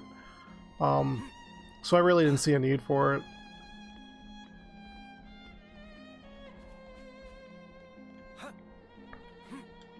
Like the main reason why I have a Switch, aside from the fact that, you know, of its portability, is that I can play games like this that I can't play anywhere else. And that's not really the case with the Steam Deck. You can play any of the games on other things. Any game industry analysts and game channels on YouTube keep saying it's the Nintendo killer. No, I don't think that's apples to oranges, dude. Like, oh, I just got murdered. Yeah, it's yeah, that is for sure apples to oranges. Does this happen to you too, where character doesn't do the auto attack. No, I don't agree.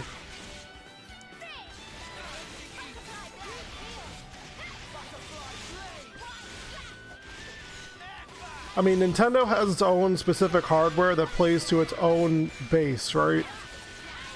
Like, I come to Nintendo to play Nintendo games, and I can't get them on any other platform.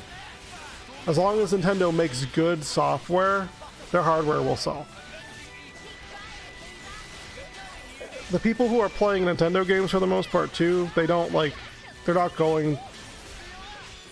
looking for another console like the Steam Deck for the most part. They're looking for a system to play the next Nintendo game on. Private Switch games using Steam Deck Online, it's insane. Oh, yeah.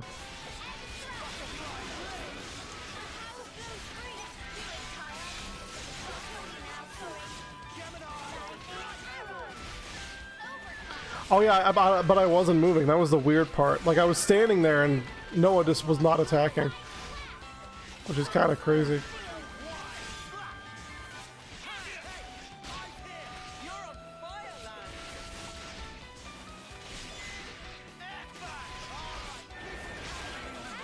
Oh, and Noah's dead again.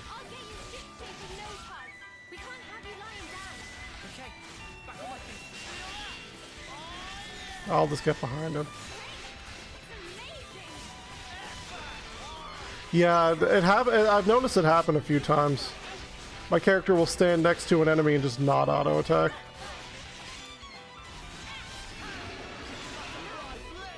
That's how you pull off a win. Yeah. See if we can keep this up.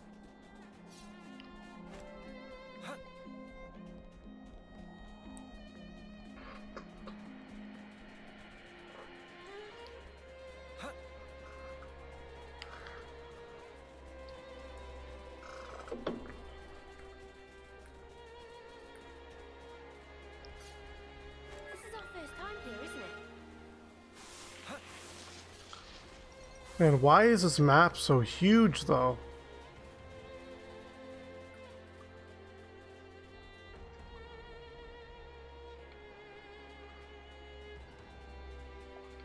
Like, I genuinely think I should probably just go back to the beaten path, because there's just too much going on. There is too much going on right now.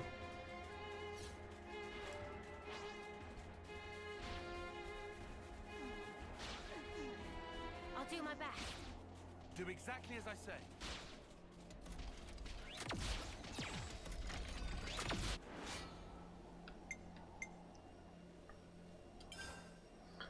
Okay, let me see if I can do this again.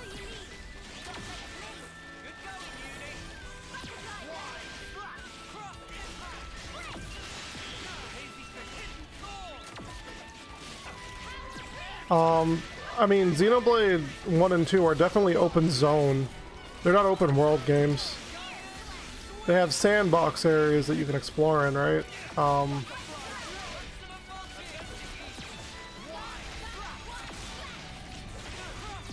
But this game might be open world. I don't know. The areas are all interconnected.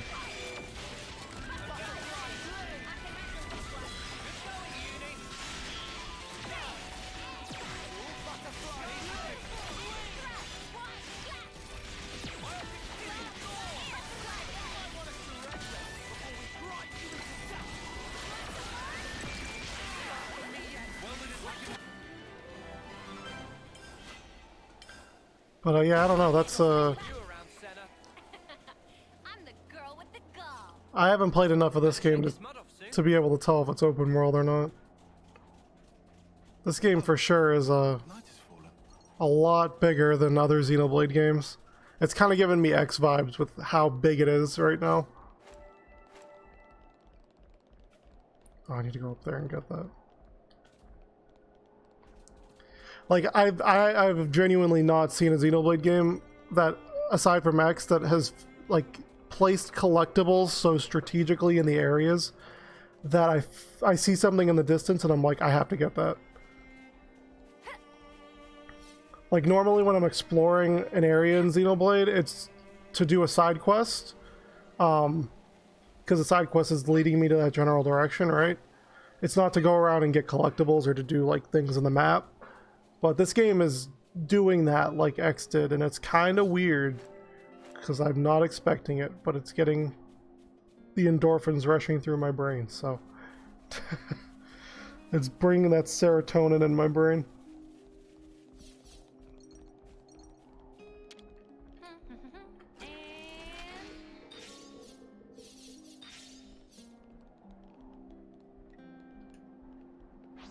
I won't die from this fall, right? Yep, okay.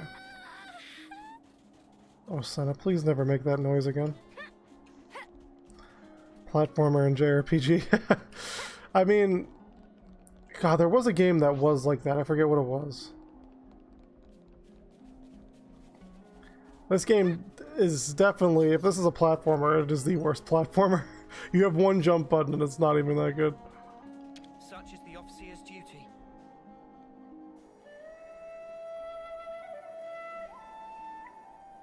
Oh my God, another one over there.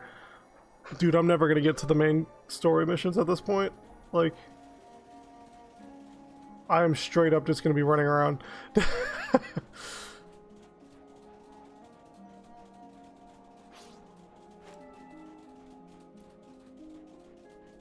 I'm gonna have to do like all this stuff off stream because there's so much of it everywhere. I know this map is so huge.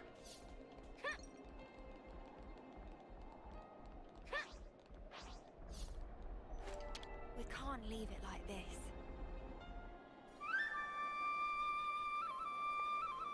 See, one of the things I was hoping was the case, but it doesn't seem to be the case, right?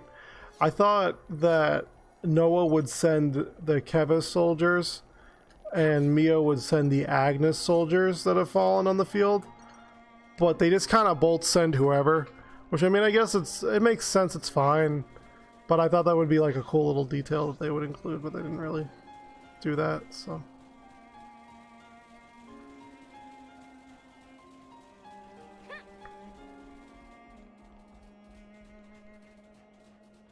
Mm-hmm.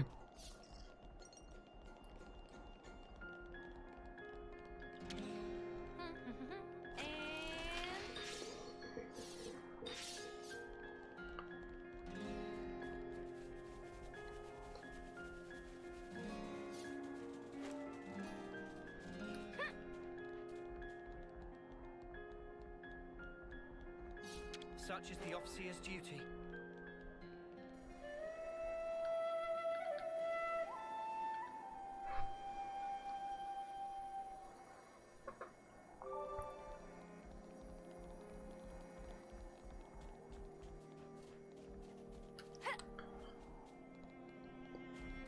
Another thing I'm noticing too is like when the skirmishes happen on the field, at first I took the experience because like I thought the experience was valuable, but the Nopon coins are easily much more valuable than any experience, like, because Nopon coins are limited. Oh, affinity points with Colony 4. I don't really need. Yeah, I'll take the Nopon coins. I can build affinity otherwise.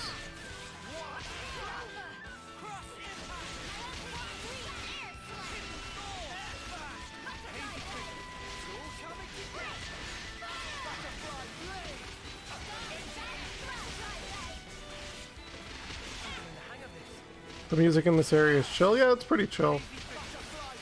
I'm still waiting for that area theme that catches me, but right now there's not really a whole lot. Too easy. Come after me, and that's what you get. If only you didn't charge off on your own.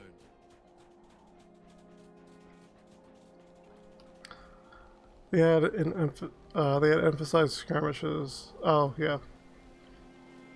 That's true.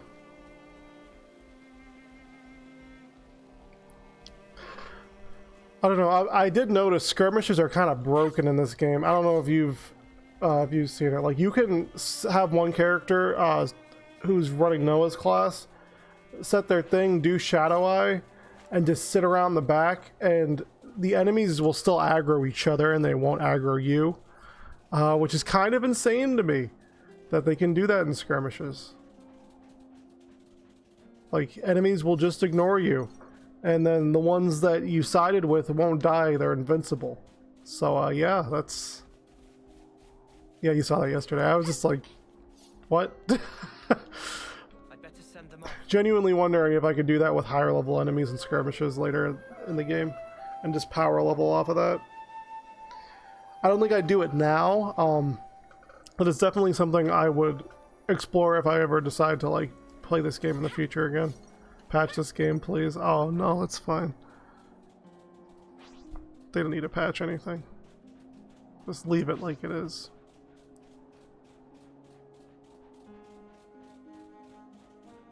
Now this is the right spot for a rest.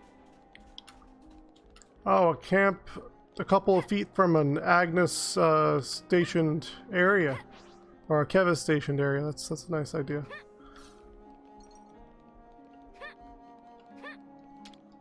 Noah, would you mind?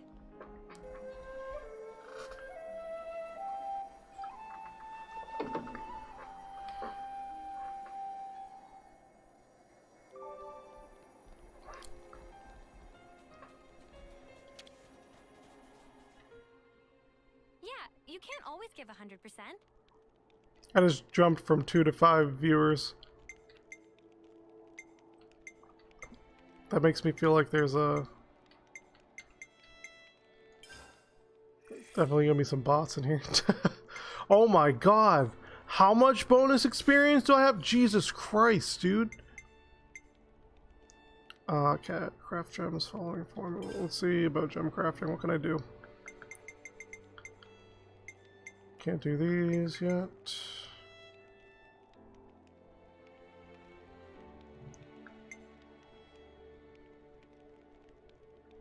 It's finished. Shall we try it straight away?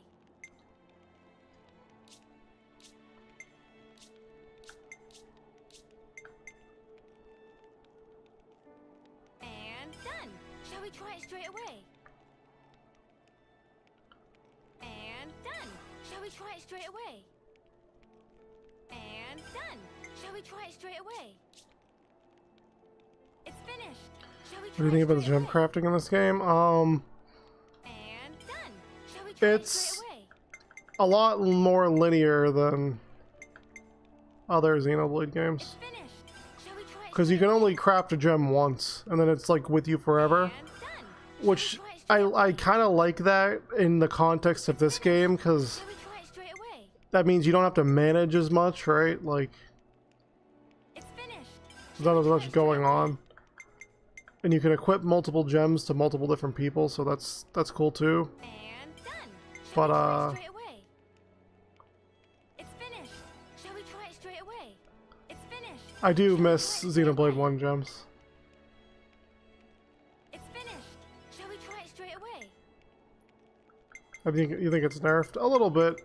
Though I mean the gems you have, you're severely limited in what you can do with them. Try it straight away. But some of the, I don't know, some of the combos do seem pretty good. There's this one gem, ultimate counter, that seems busted. I feel like that's something I have to play around with later. Because ultimate counter 10, 280% of attack damage when you literally you get spike damage. You get spike damage on enemies. And that kind of seems nuts if you pair it with like, you have like, okay, hear me out. You get 3 tanks, 3 healers with this gem on your tanks. It's like that's super good. That is insane. You're gonna deal so much damage. Especially if an enemy does an AoE move on your tanks and hits all of them and it procs all of that spike damage on an enemy, like that's a lot of burst damage right there. So, I don't know. Yeah, that's what I'm saying.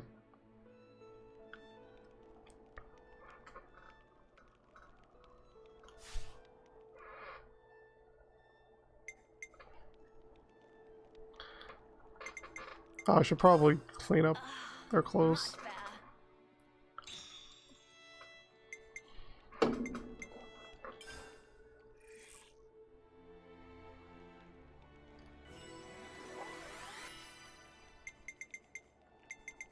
I definitely feel stronger.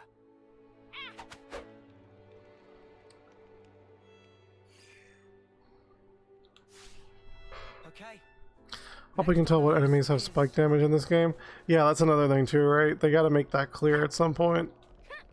Because it's obviously a mechanic in the video game. This one means business. I'll do the reinforcements. Now this is what makes me. Wow, thanks. What Quit being an idiot and stay back. Ear slap.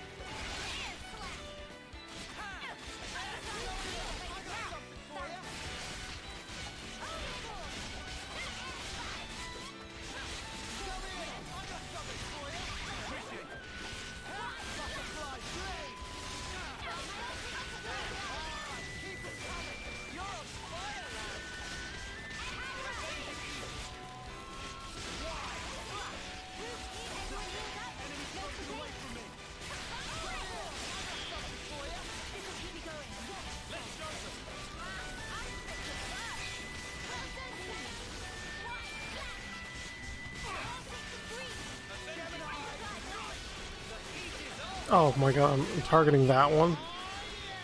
It is super hard to tell who you're targeting in this game sometimes.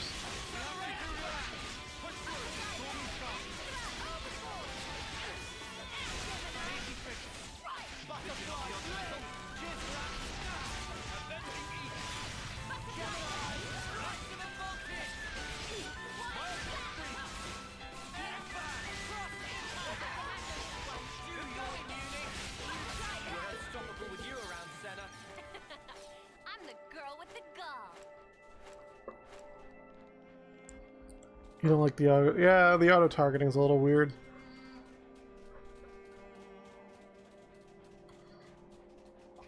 I think the problem is fights have so many enemies with the same name sometimes too in them that you think you're targeting an enemy, but it's actually that you're standing in front of, but it's actually an enemy further away. And you can't tell because there are so many lines going back and forth on the screen there too. It can definitely get confusing. That's for sure.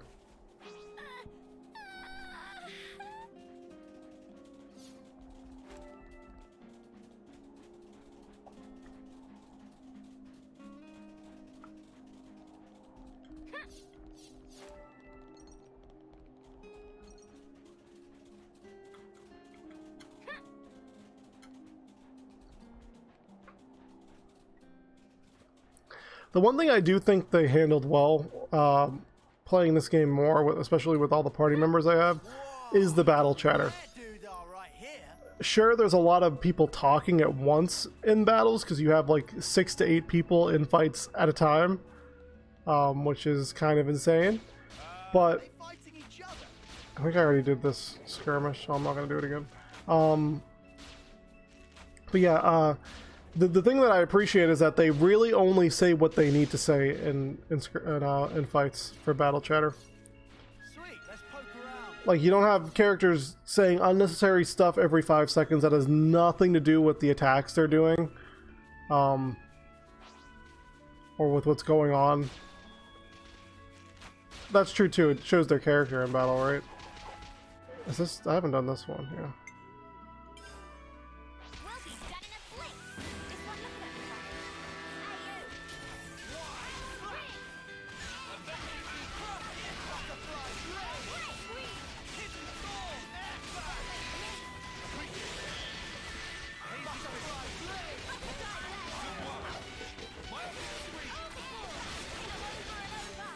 I do hope Nintendo will make Xenoblade X next. I hope so, but I don't think it's going to happen at this point.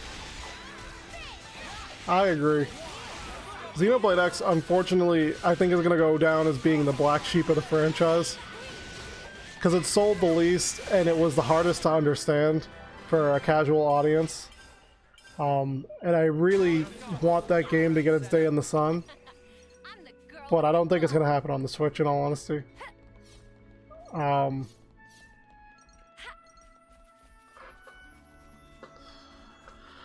I mean, yeah, it's just, it is the best open world. I mean, it has the open world.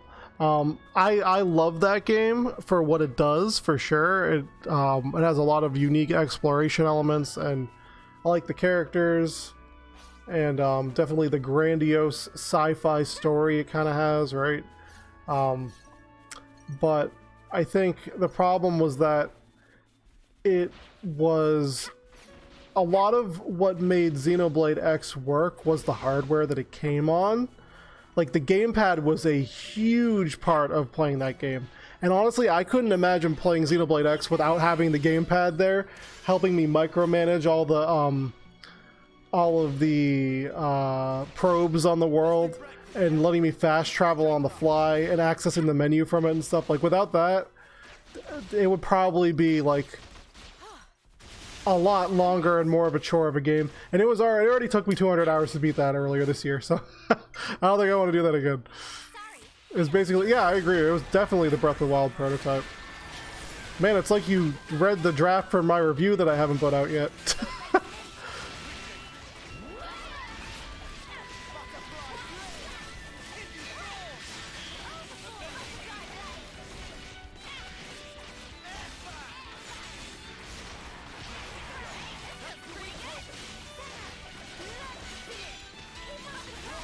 Oh damn, I got stuck.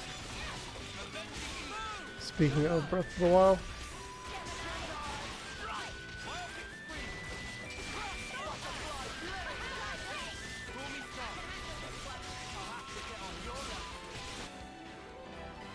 Alright, I got napalm coins, cool. We're unstoppable with you around, Senna. I'm the girl with the gall.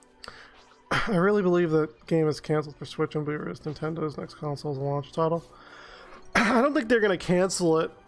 I think they would probably do the same thing they did with Breath of the Wild 1 and just do cross-platform. But no, I think the Switch is successful enough that they would still keep it on this platform. Why would they throw out that entire install base? You know, right? They had a reason for it with the Wii U because they wanted to hype up their next console with a new Zelda at launch, and the Wii U was already dead.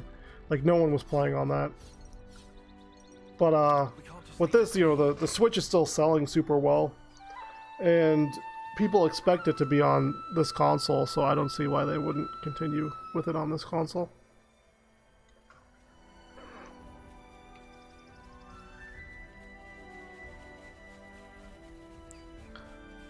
Multiple playthroughs of open world are sometimes a pain. Oh, they're definitely a pain. Unless it's a game that is like masterclass amazing video game, like Elden Ring, for example, or like Breath of the Wild, I will not play an open world game more than once because it just gets so repetitive. Like, it genuinely just gets so tiring. Like, even when I played Xenoblade X, I felt like exhausted playing that game for a second time because it was so long. It took like 200 plus hours to beat that a second time. And to, you get through all the blade missions and Whoa, check this place out. We can't just leave this be. I think the reason Breath of the Wild 2 keeps getting delayed is because the game has become far too big for the Switch to handle. I mean, I don't think that's necessarily true. Here's the... Okay, wait. Am I back? Are we back? Okay, I think we're back, right? Yeah, okay, we're back.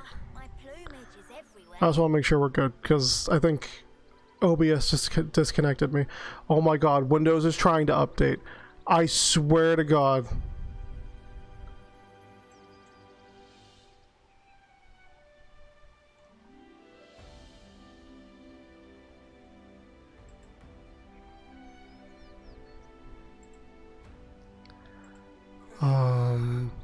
I mean, I expect to be done streaming by noon.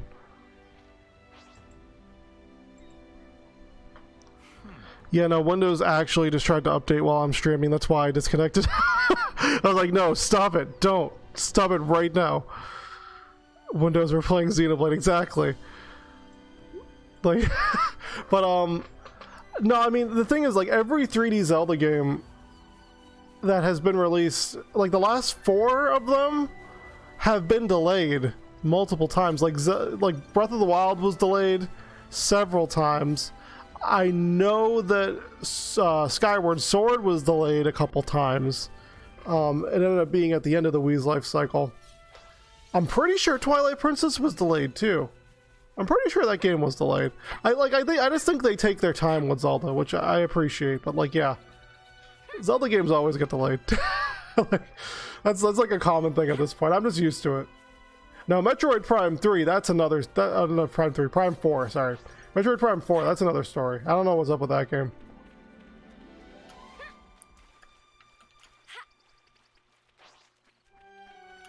Try to put that AAA factor into their games.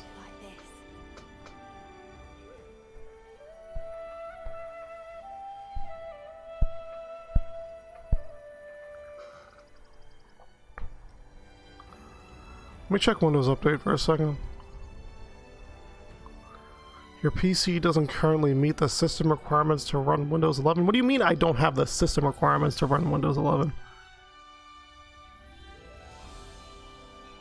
Let me just fix this.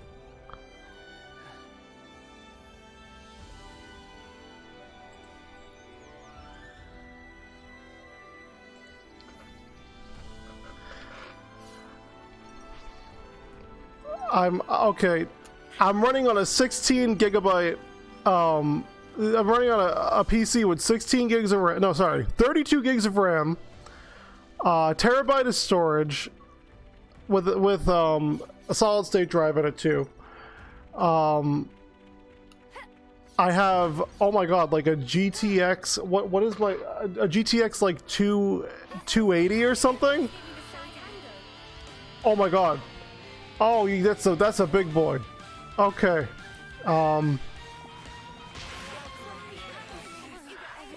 Yeah. Only games announced for Switch in 2017 that haven't had any news. Every time they announce in 2017 has already been released or is almost here, like Bayonetta 3. Yeah, you know what's weird though? A lot of games that they announced in that one showcase for the Switch back in 2017, a lot of those games took forever to come out. SMT5 took forever to come out. Bayonetta 3 taking forever to come out. I'm pretty sure they announced No More Heroes 3 at that time too, and that took forever to come out. Took forever to come out. Yeah, I don't know. This is something decent, right?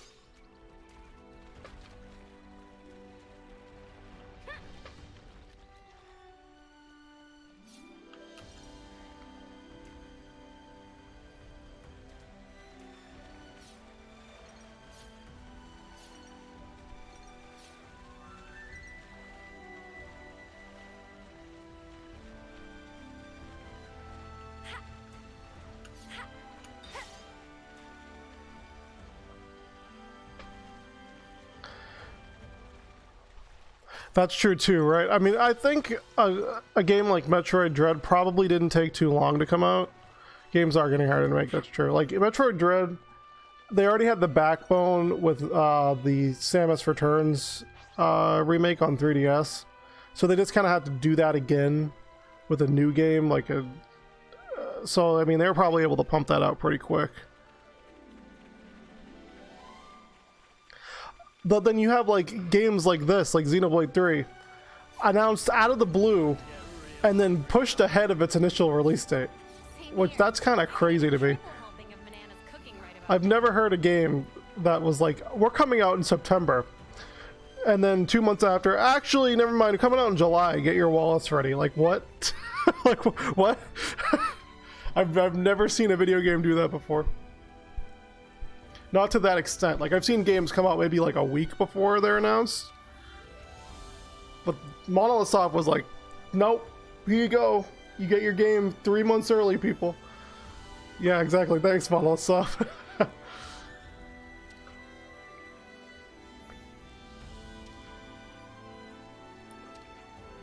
Sounds good.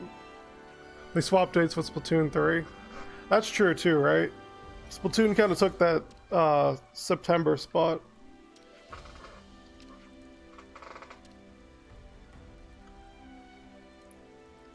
It's weird. I know Splatoon 3 came out at the launch of the Switch, but it still feels like Splatoon 2 came out at the launch of the Switch, but it still feels like that game's super new because they kept updating it for years. So another one coming, it seems a little early, but I'm still excited for it. I love Splatoon. I was up all night thinking, those guys are so selfish. Selfish how? You know what I mean. Every time we interlink, they're the ones taking the lead. And me, all I do is watch. Oh, that's what you mean. Tell me you don't think so too. Maybe not selfish, but like, hey, why didn't you move that way? And stuff like that, yeah. Yeah, right? So you'd prefer to take the reins? I just want to do more. Like, pull my weight. You know? That's so you, Senna. I think it's probably fine, though. They're just being protective, I think. Like what Noah said? Yeah. I wouldn't worry about it. I'm sure we'll get our turn. You sure? Yeah. Positive.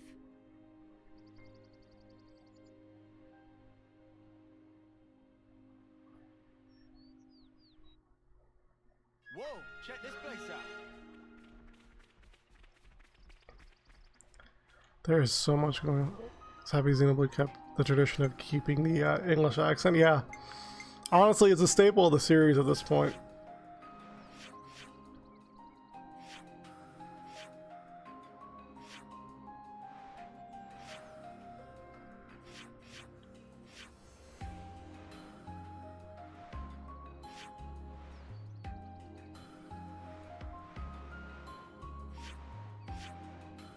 Dang. Yeah, this... So no, this game isn't... This game is like a weird mix of open area and open world, that is for sure. Like, there's all these interconnected regions in one place. And it's kind of blowing my mind, because I know this isn't it. Like, there's definitely more. What was that? Oh.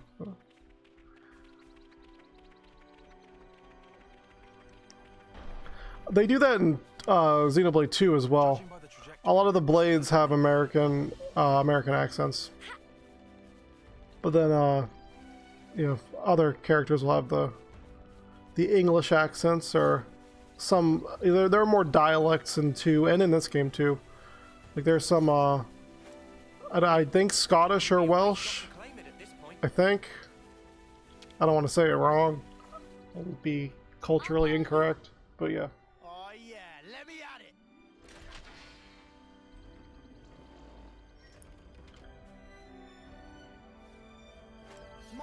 Isn't your generic castle or world trees?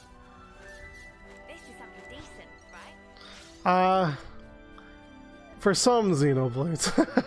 But yeah, I mean, yeah, I agree. The stories are definitely different and unique, right? There's a really distinct, like, when you see a screenshot of a Xenoblade game, you know it's a Xenoblade game. At this point, which is a testament to how distinct the art style and the world design is, right?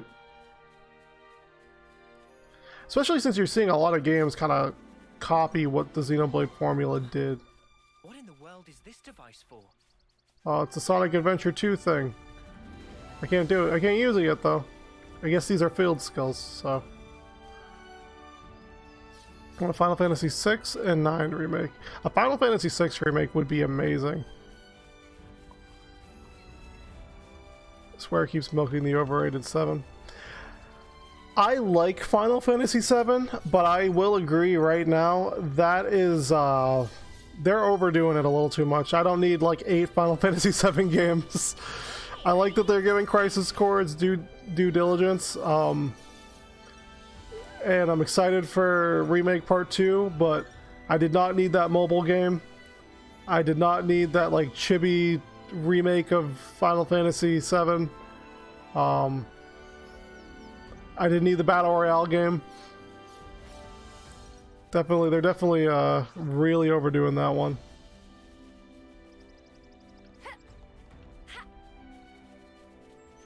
What about a 10 remake?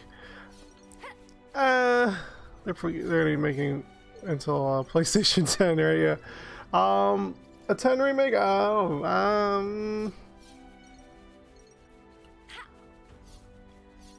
I feel like they're just gonna keep remastering 10. I have opinions on Final Fantasy X. That's aside the point. But yeah, I mean, a 10 remake would probably happen at some point down the road. Though I think they would probably remake Final Fantasy VIII before they remake 10. That's for sure.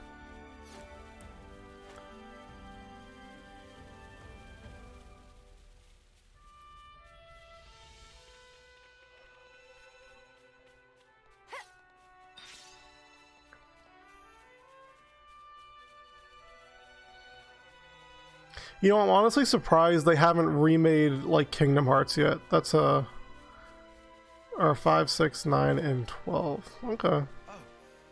I love Final Fantasy IV.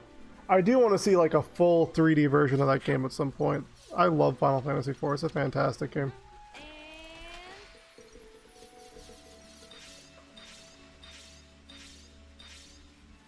That's a lot of Nopon coins, well. Let me check.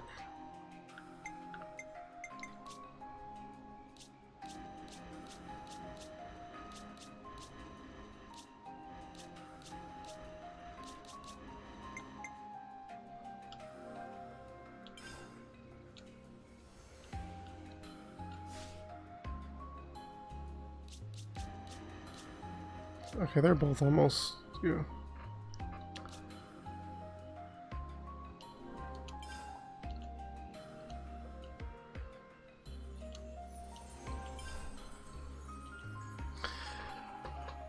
I wouldn't say Kingdom Hearts 4 is coming out soon. I'd say it's coming out. We'll see how long they take to make it though, and how many intermission games they make in between 3 and 4.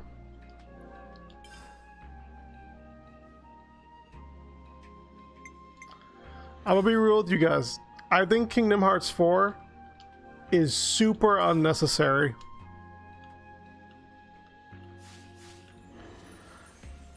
Don't get me wrong, I love me some Kingdom Hearts, but I feel like it really should have ended at 3, because now whatever they're doing is just kind of like, man, like all those years of payoff really just led to more Kingdom Hearts.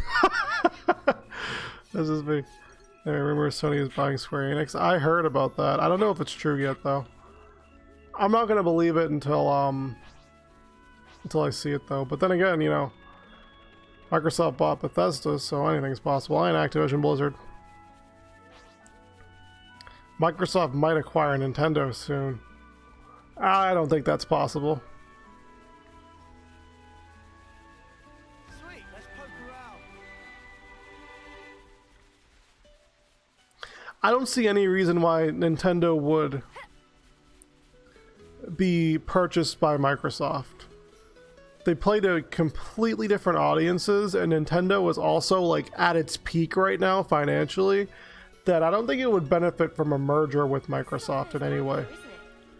Plus I think Nintendo is too stubborn, right? There's no way they would create an environment with allowing their exclusive IPs to be used across other platforms that aren't exclusively made by Nintendo. That one seems unrealistic to me. I don't ever think Microsoft would buy Nintendo. Whoa, check this place out.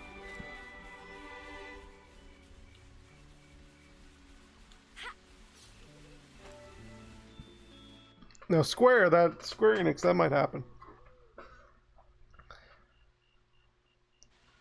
Probably shouldn't be climbing up this one, huh? But this It's like Disney acquiring Warner Bros. I agree. Yeah. Well, I guess that means we'll just have to keep going then.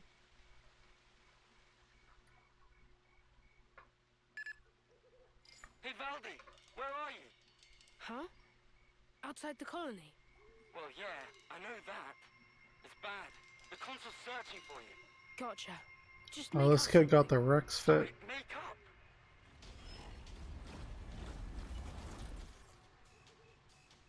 Let's look for a place we can climb from. I'll take a look round here. Okay, I'll check out over here.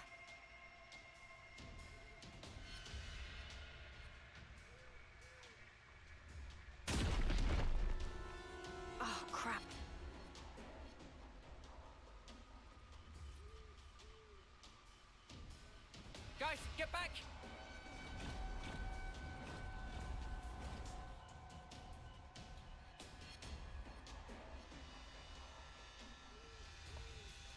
Ouroboros, fight me!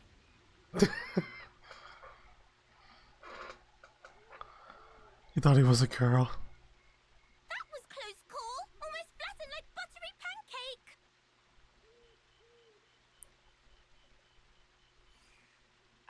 Sorry.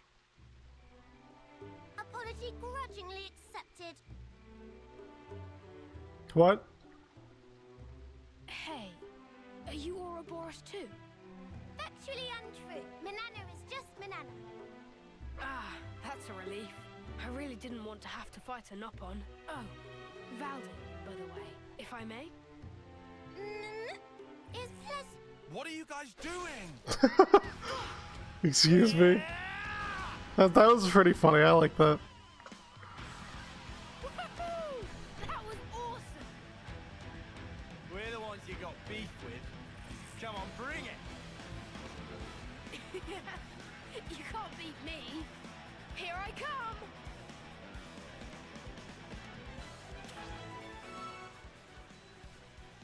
Okay, this is a hero quest.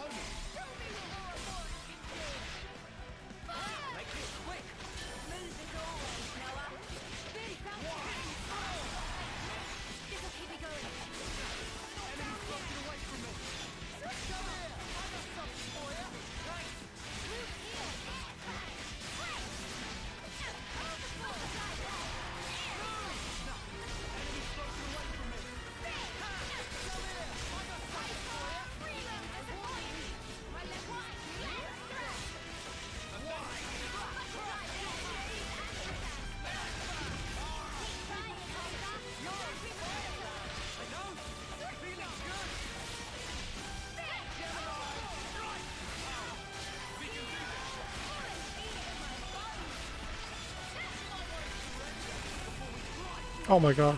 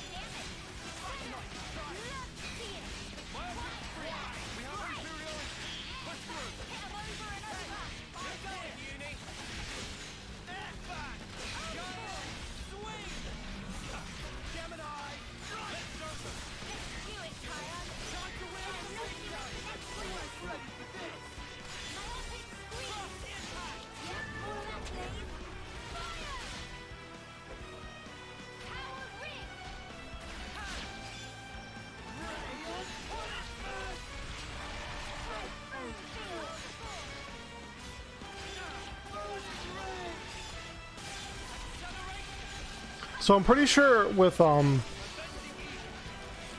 this class, the talent arc goes up through critical hits. So I think I have to do a high crit build to have my talent arc go up. Whoa! The joints are all burned out. And the state of this armor. Hey, show me that again. Show you what? Those moves you pulled. I've never seen anyone smash up 11ness like that. I need to figure out how you guys managed to do it. Nothing to observe. Frame was structurally poor. Evident that driving wheel could not withstand torque. The driving wheel, you say? I wonder if it's because it was upgraded from lightweight to a more heavy assault style. Did I mess up the handling? But the armor had to withstand a charge. I had to fudge the weight to keep a good turning circle. This double play, yeah. Yes, you're absolutely right. I can't believe you could tell with just one look. Hey, would you teach me everything you know? Noah? Who exactly are you? Me too, Noah. I'm Valden, Levinus builder from Colony 30. I heard that anyone who defeats you gets a whole buttload of supplies from the castle as a reward. But, yeah, you won, so it's all good.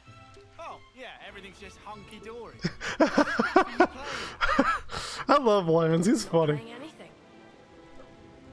You're really a mechanic? From Colony 30? Who's the commander for that one again? Oh, yeah, that would be me. Oh. Pull the other one. Wow, don't look so surprised. I did hear that Colony 30's commander was the greatest mechanic in Keves. Not sure I would say greatest, but I am bonkers about Levnesses. Baldy! Hey, Zed. What's up? Surely that's my line. The Levis signal just cut out. What happened? Oh, it just got a bit bashed about. Everything's fine. I'll be back home soon. You're going back alone? Huh? And Zord's not here. Okay, I gotta open up my thing.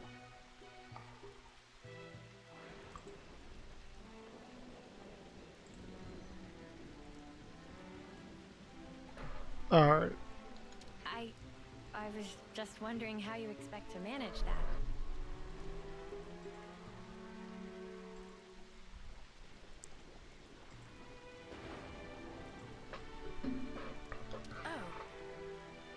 The one time we needed Zord and he's not here. Oh, it's fine.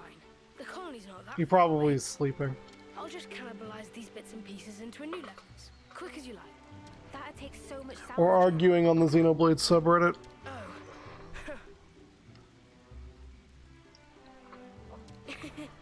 Maybe I can't do it alone. How did I know it would come to this? Guess we'll do your grunt work. All right, hit us. What's the shopping list? You'd really help me. Well, we're not going to leave you alone to fend for yourself. Thank you so much.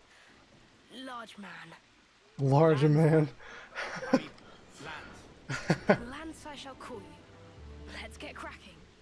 I'll send the likeliest sites for debris to your iris.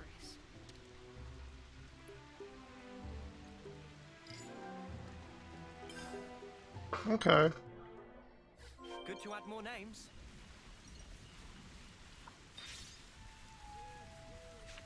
More colonies added. Let's go someplace else. Oh, so the main story is doing the hero mission right now. Okay.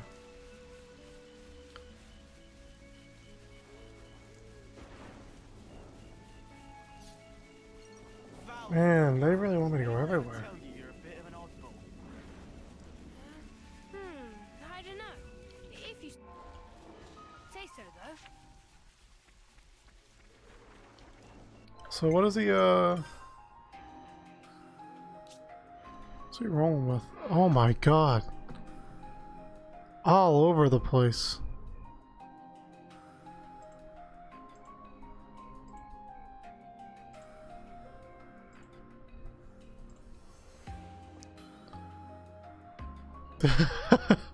That's crazy. It's like they're out in full force tonight, dude. That's insane. So he's a support character.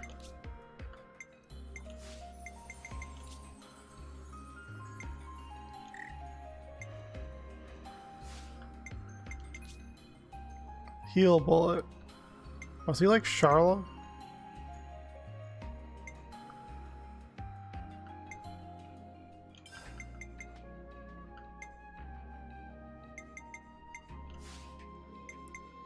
Technical heal.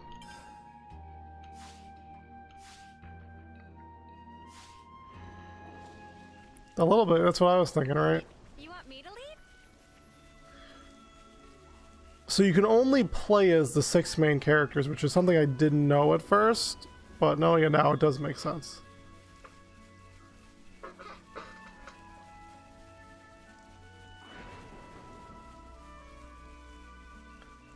I guess that's why you're incentivized to do the hero missions and, you know, unlock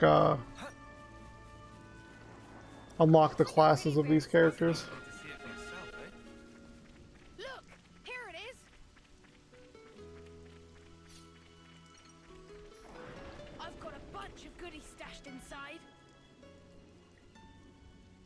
What is this place? It's just where I stored some of the junk I've picked up. Can't keep it all at the colony. You know how it is. I see. Hopefully he's better than Shaw. The parts as you deem necessary. Yeah. The supplies from the castle just aren't going to cut it. We have a lot of very particular mechanics, and a lot of requests from the pilots to boot. We even get commissioned to repair the Levnesses from other colonies. Seems like awful much effort for not much reward. Not true. We're having a blast with it. Our Nopon are all highly skilled, and our lieutenant has a good head on his shoulders. So, remind me, what was it we were trying to do again? Picking up parts. Oh, yeah, right. Well, for the body, I'd need...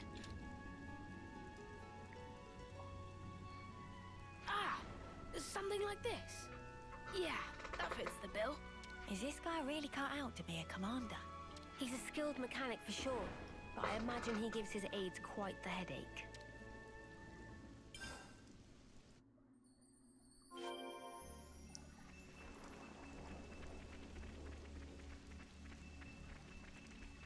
Genuinely in love with the character building in this game.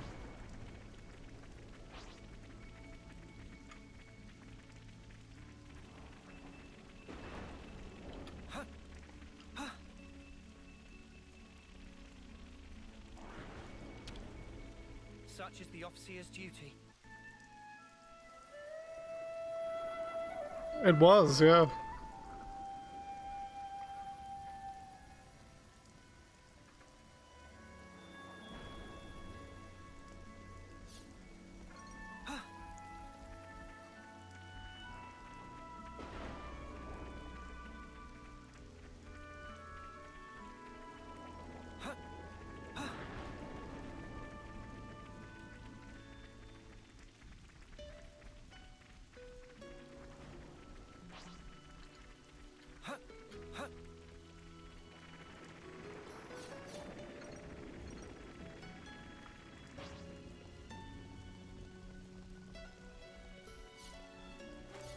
Such is the officer's duty.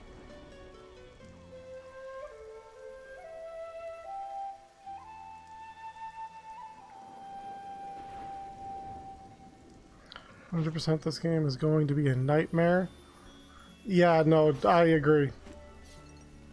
And I already know there's like one mechanic I have not seen yet that's going to be like rebuilding Colony 6, right? It's just going to make this game a living hell.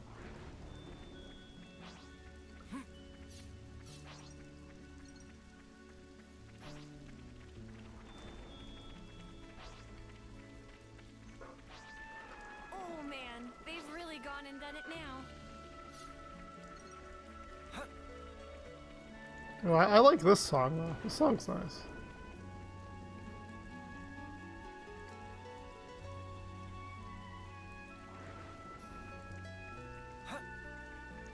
I'm getting Ice Cabbage flashbacks a little bit.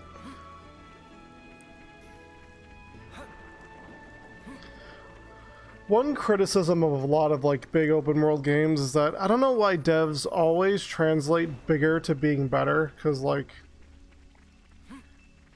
really, like, okay, it's cool, you know, you can brag about how this game is, like, I think Takahashi said it was, like, 2 times the size of Xenoblade 2's world, which that's cool, I like, you know, yeah, okay, flex your stuff, right? But, like, a game doesn't have to be bigger. Doesn't always have to be bigger to be better. Especially if, you know, the sheer size of the world is going to result in you just walking around the field for a majority of the time. Because that's where I feel like I'm at right now. I'm just running around the open world.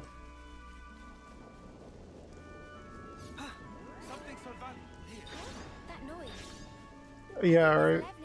I mean, I can fast travel, but I can't travel through new areas.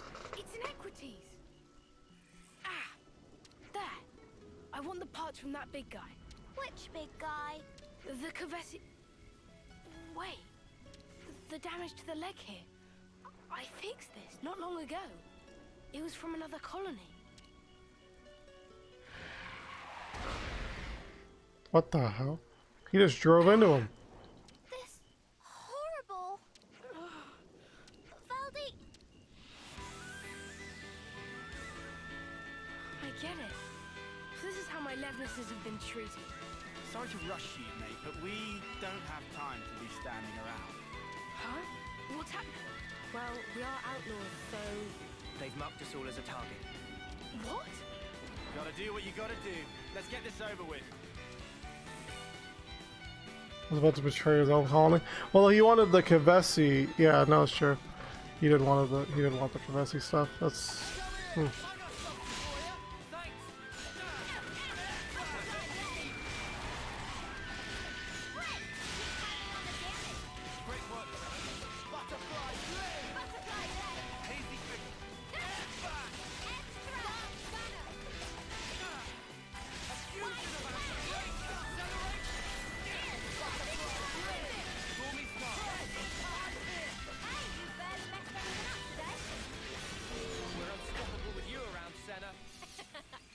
the girl with the gall.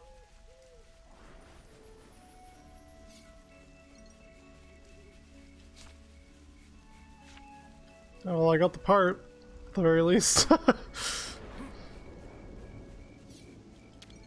hope we can make use of this. Oh my god, dude, so many collectibles on the field, it's crazy.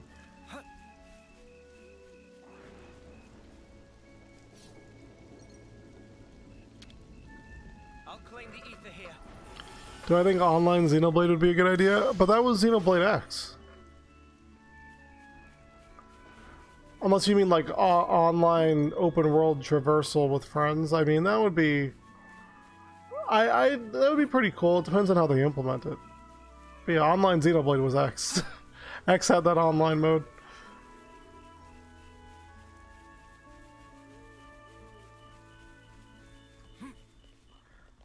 I just think it's surprising because no one ever like actually used it. But yeah.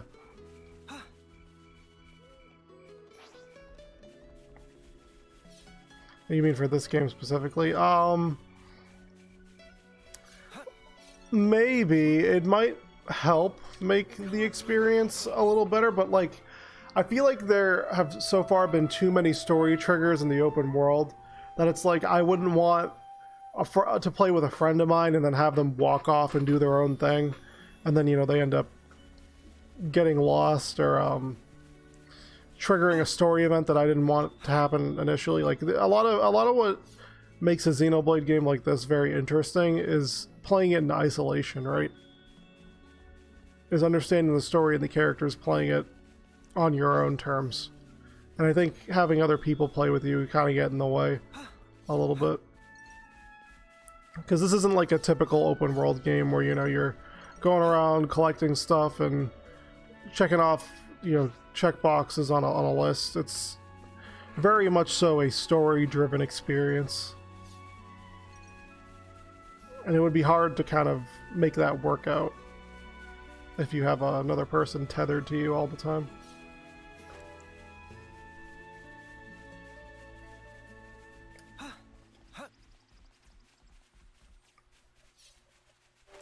Mm-hmm.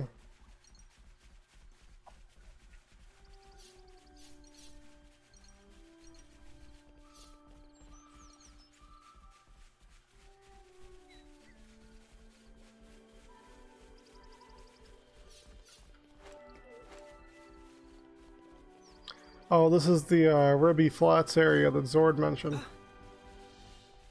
I mean, it's kind of nice. I like the music here. Right up ahead. We might find a nice hall where we fought before. You're a bit too enthusiastic about this. Didn't that one come from your place?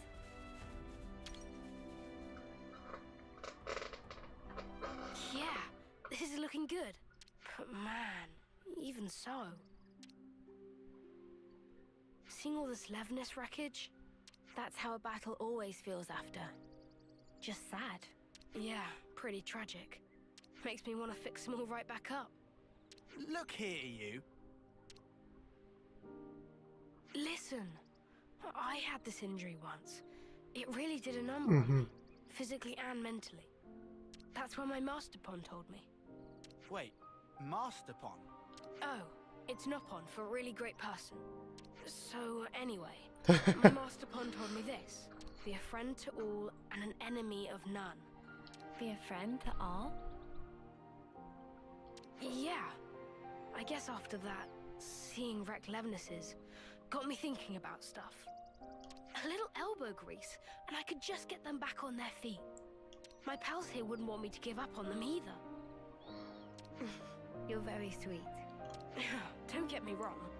It's just that, as a mechanic, you can't start getting moody just because something's broken.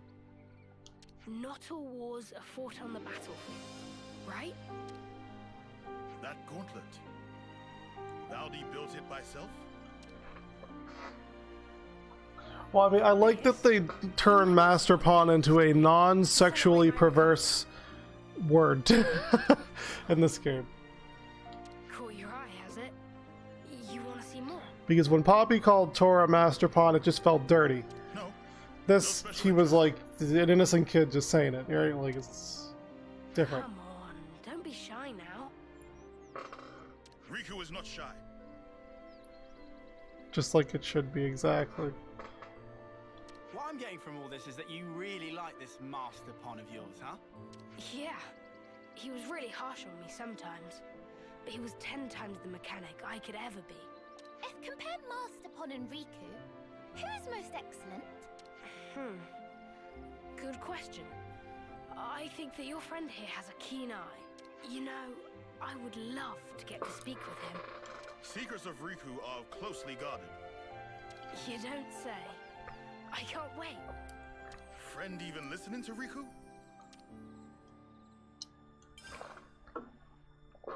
I made it to... Yep, I made it to Ruby Flats. I think I get how Valdi feels. I like the area so far. The music is definitely better. You sure he doesn't just have Levinuses on the brain? It definitely feels like this feels like this actually feels like a future connected area. That's what it makes me feel like. Well, I feel like I'm playing future connected right now.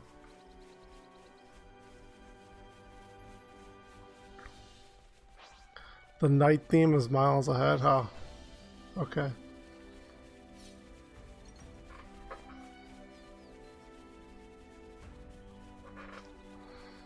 Future connected.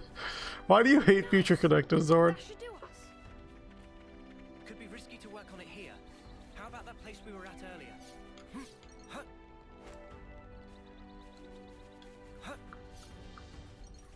I feel like once you play this game to the end, you're probably gonna really appreciate future connected, Zord. I think it's gonna... Some of the colors of the areas are more orange. A little bit, yeah.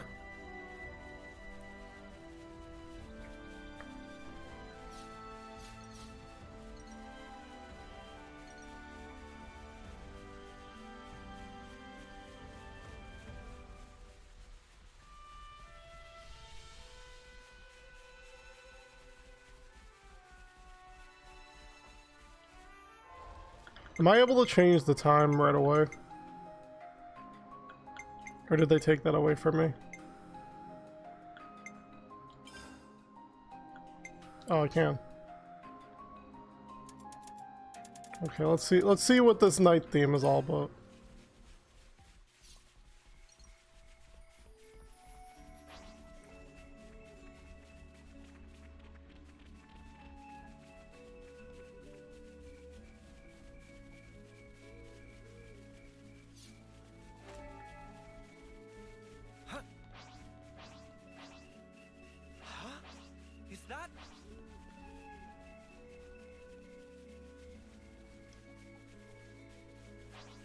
It's interesting. It's definitely a vibe, that's for sure. Just not a... You know, I feel like, in all honesty, so far, the main reason why the areas haven't hit me as hard in this game is that I'm feeling like a little Xenoblade area fatigue. Using that device should allow us to proceed. Time journeys are like 15 hours late.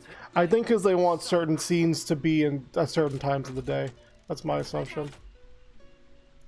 Or I'm assuming it's also because they introduced that flame clock mechanic, and they don't want you to like dwindle it out, and then they take away the flame clock mechanic anyway. So I don't know. I'd better send them off.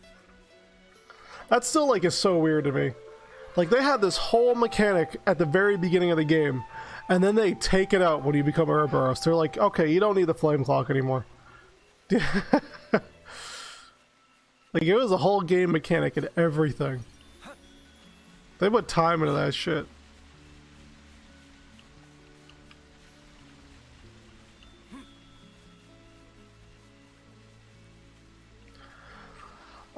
No, I mean, I think the big thing with this is that, again, I'm just feeling area fatigue, because, like, I think it's a direct consequence of this game being a mixture of Xenoblade 1 and 2, quite literally in its environment and its world. Like, they mesh together these worlds in a literal sense.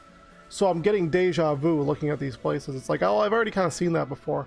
And the most exciting part of it, playing any new Xenoblade game, is finding the unique new ways they come up with different environments. And so far, it's just kind of like, oh, well, it's a green, big open field with a lot of vertical plains, Gower Plains. Oh, there's a desert area with some mechanical aspects. Kind of looks like Sword Valley, or maybe even Moradane. It's like, you know, the stuff like that that kind of just makes it feel like it's treading familiar ground. What wrong, Valdi? I thought that with Alevnis, I'd be able to protect my friends, that no one would have to get hurt. But just building them and fixing them up isn't going to make life rosy again. My pals just do as they're ordered. They go out, they fight, and they hurt people. And I'm the one responsible. Councils. If you're gonna blame someone for causing all those casualties, blame me. Damn. Valdi is doing perfectly normal job of mechanic. Issue of orders, not your fault. But This doesn't sit right with you, does it? So make something new. Why do you always have to make stuff for fighting? Zord, Melia is gonna be evil.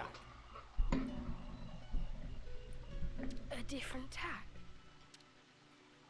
Like Alevnis, but not equipped for combat. Obviously, I don't know the nitty-gritty. And before Zord bans everyone in this chat quicker than he actually banned the bots. So,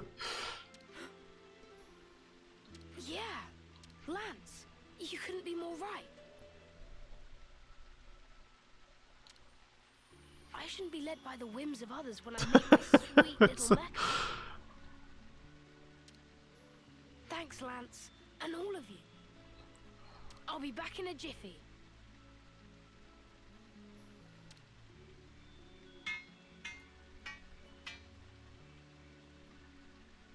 It's done.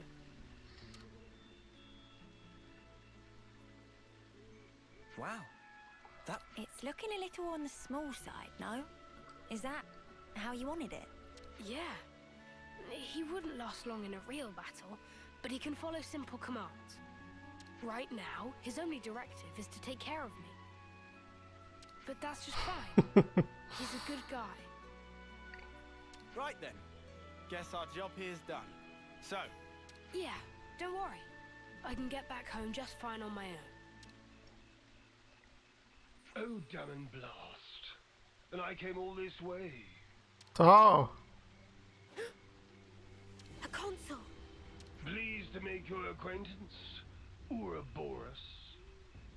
Ah, fear not. probably. I have no interest in stirring the pot. I was simply curious as to why our dear Valdi hadn't returned. You promised us you would build the ultimate Levnis, did you not? How much longer do you expect us to wait? Ah, you Agnian dogs!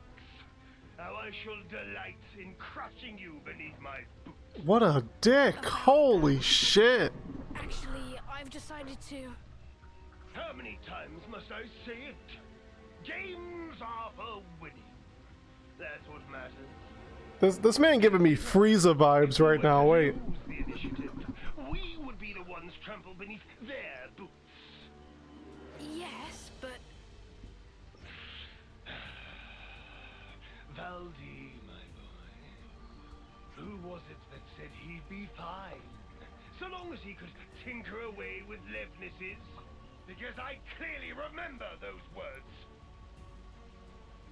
If you've got time to be flapping those lips, you've got time to be working those hands. Should you fail in your duty, I won't be held accountable for what happens to your friends in the colony. Snuff you, arsehole. The more that comes out of your gob. Zord! Understood. You're needed. Valdi! Don't worry. I've made up my mind.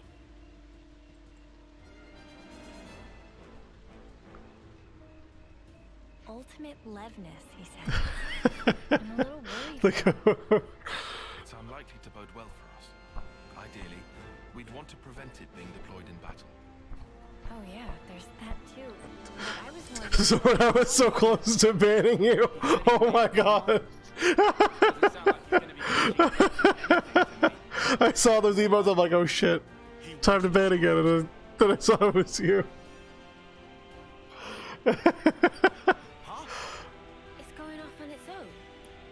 It's following Valdi, adhering to directive of protect. Noah. Yeah, we're following it.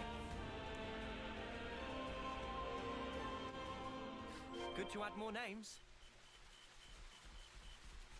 I really do love the consoles in this Some relations have changed. in this game. There's so much personality packed into these villains. It's crazy.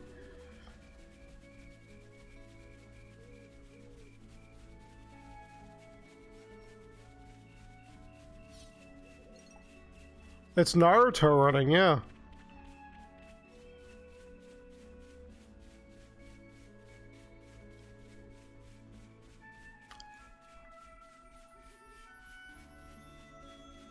You want to squish his little antenna?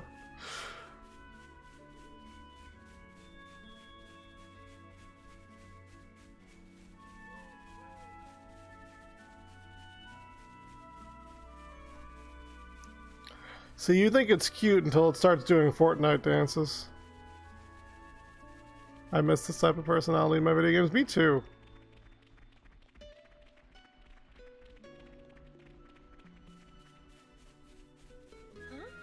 This is new.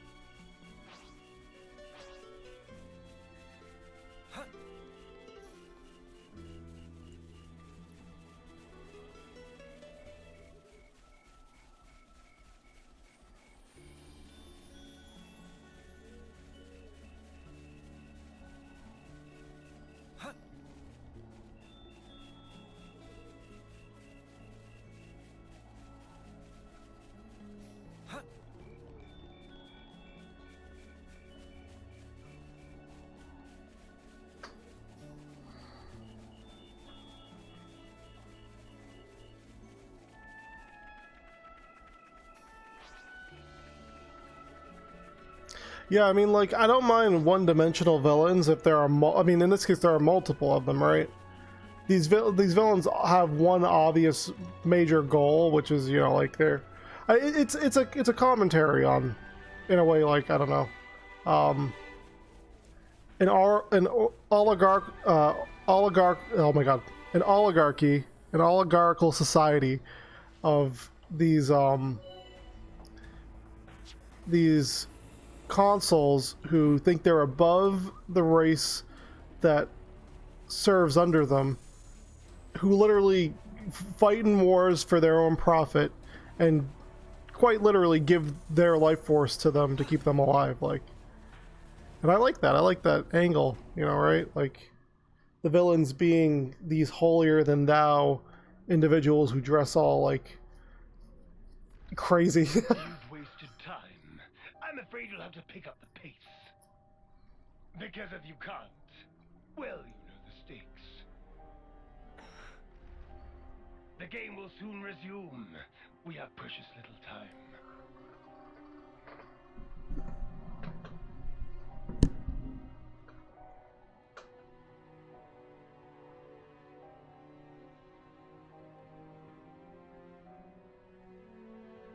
I do as I'm told, you'll end up hurting so many people. Don't worry. I refuse to put you through that.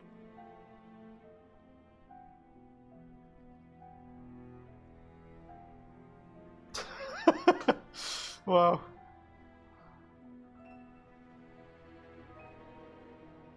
I don't think that would fly in this game, Zord. The next time Still we rated meet, T. I'll make you into the best Levnis there ever was. So that's the game we're playing, is it? Damn, he's like, I'm the all-seeing eye, bro. He just slapped a kid. Oh my, what an asshole. He's kicking him and everything. Oh my god. What the hell? Falling in with the wrong crowd, isn't it? I'm very disappointed.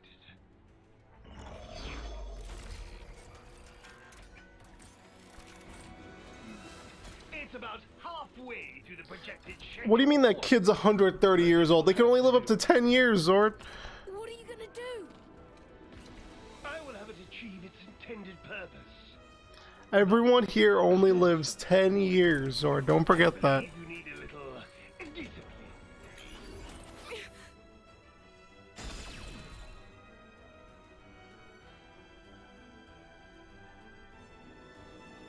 Oh, look at that. This little robot came to save him. Excuse me? What is this junk? Move aside. Oh, then he's 5, yeah.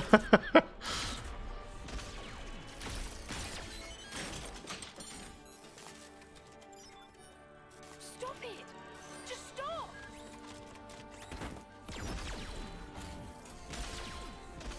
You've done enough. I never wanted this. You weren't supposed to protect me like this. Worthless trick. Villains that you love to hate, dude. But how? Thank your little pal here. Your buddy led us all the way to you. Glorified tin opener! Don't dare attack me! Don't do it! Please stop! Oh, he just crushed that little robot. Damn. Party's watching a kid get slapped around here.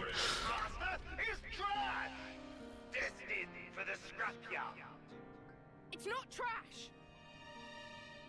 Levnesses have always protected the things I care about. I'm so small and pathetic. But they taught me that I'm worth something.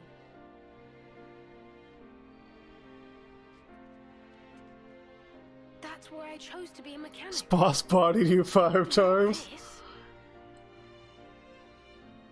Not for something as sad as I'm gonna do it one time because I'm power leveled, Zord.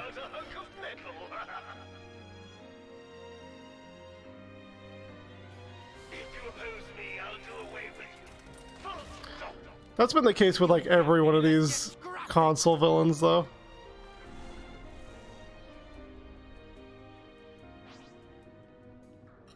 Oh my god, they just threw me right in.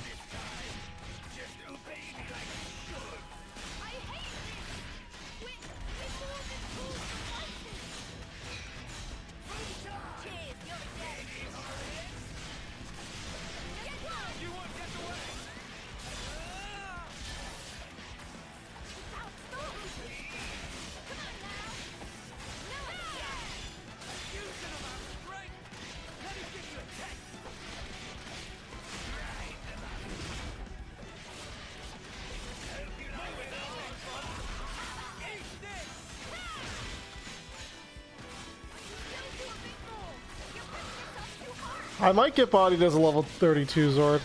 That might happen.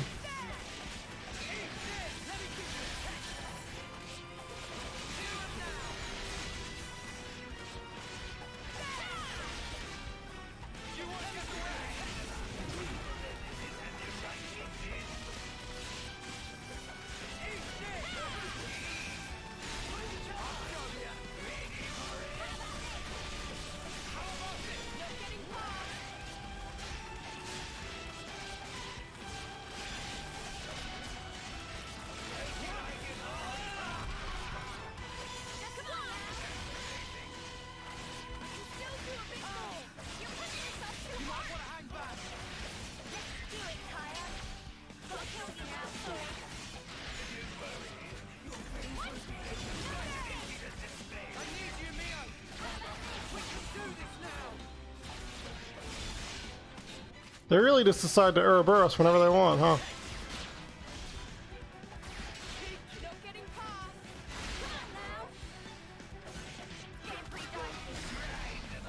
Wow, Zord, you really want me to get bodied?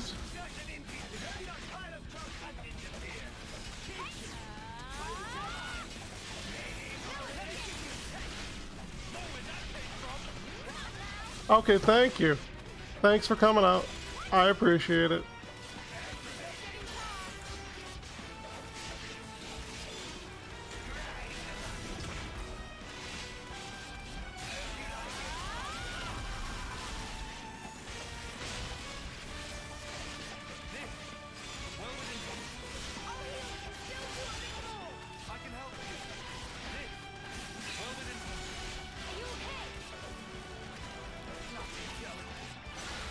Oh, I can interlink at level 3 now? Oh, look at that.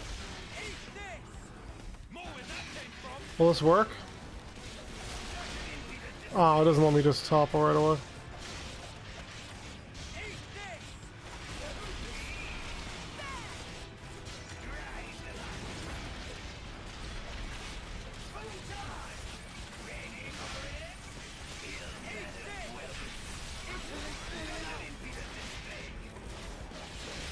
Alright, let's do this chain attack.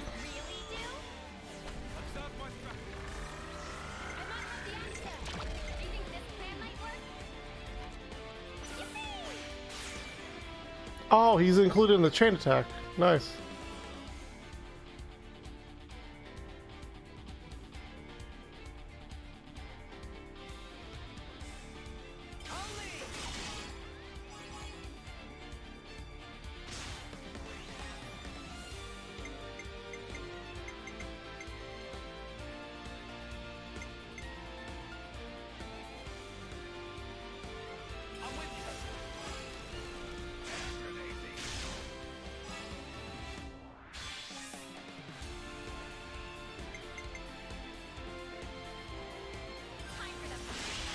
Oh, nice. Okay, we got him broken, but I don't think anyone could topple, which is unfortunate.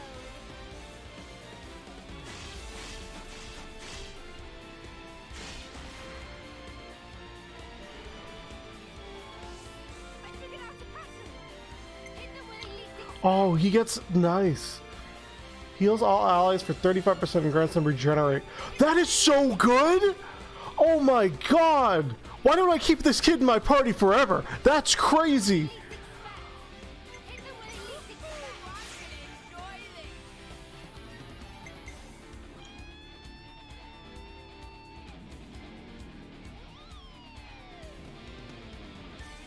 Might as well do the re-heal here.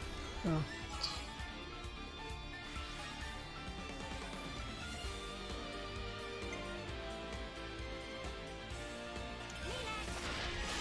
Child labor.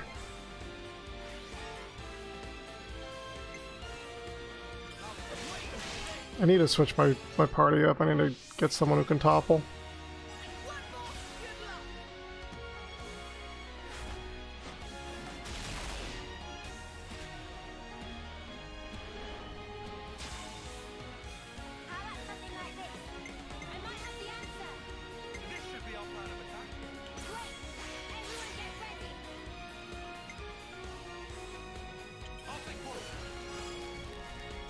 $69.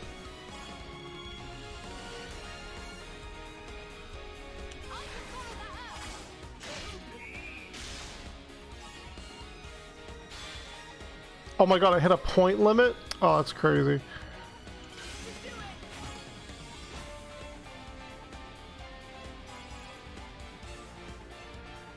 Plus 50 TP? Oh my god.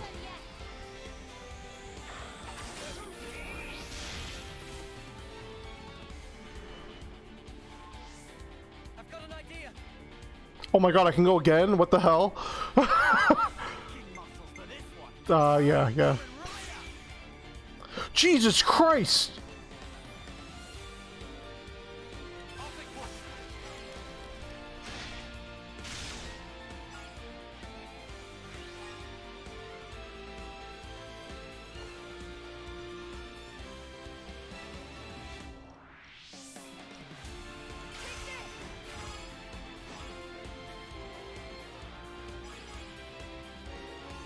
That is insane. That is an insane amount of... What is happening?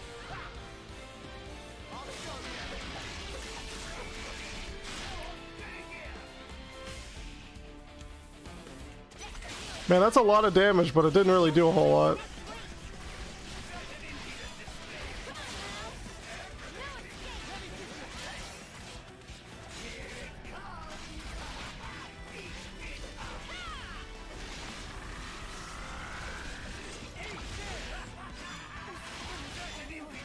Oh my god, Mio died? Mio, why did you die?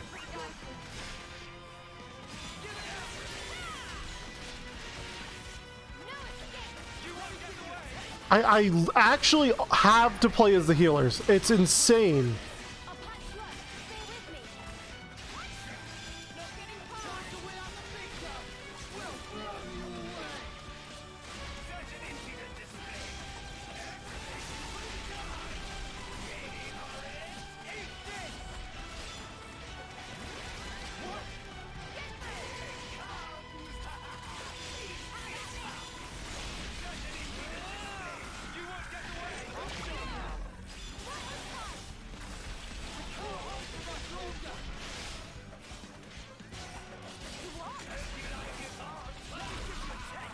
Man, lands Ouroboros, and I could not heal him at all.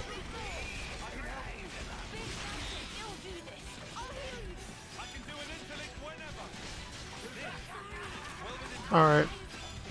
Alright.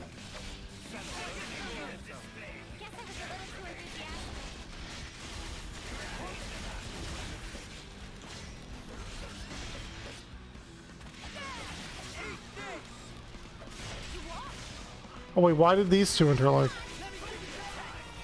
Oh yeah, duh. I forgot.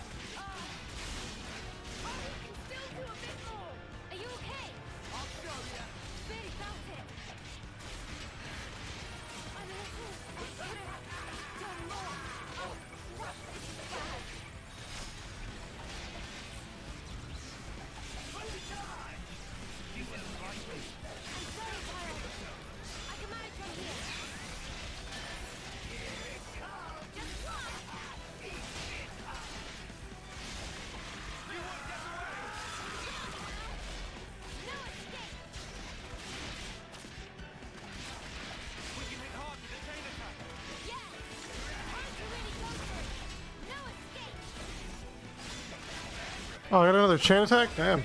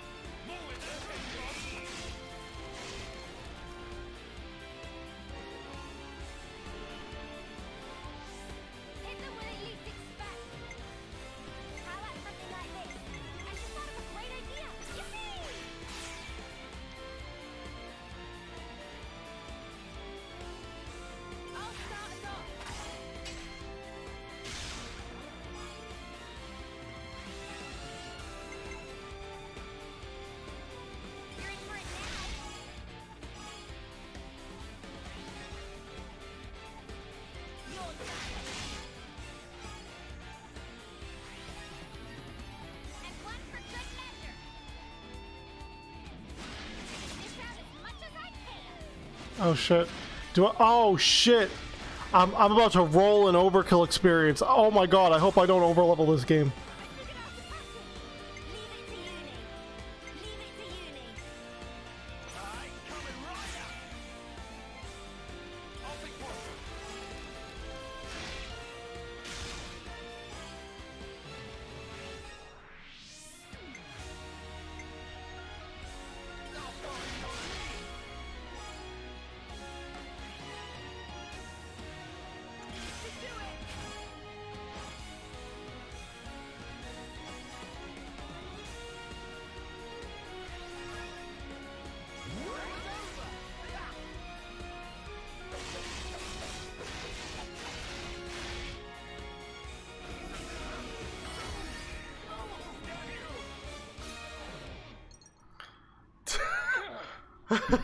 Useless piece of junk! Forget it. A console needs no crutch to lean on.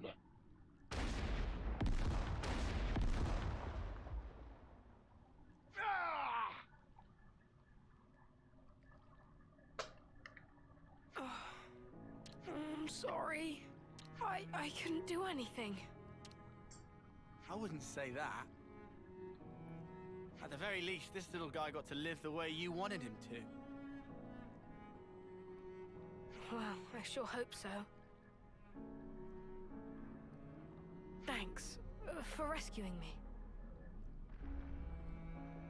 Next time I'll be sure to give you a tougher body, Mecha friend. Mecha friend? Gotta have a name, right? This little guy isn't meant for battle. He's a fellow companion and a friend. So yeah, thanks guys. I'm not gonna focus my efforts just on repairing Levinuses anymore. I'll be working hard to figure out the best way to protect us all, in the truest sense.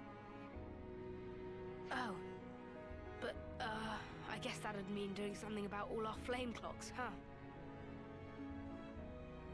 About that, we could always smash Colony 30's flame clock.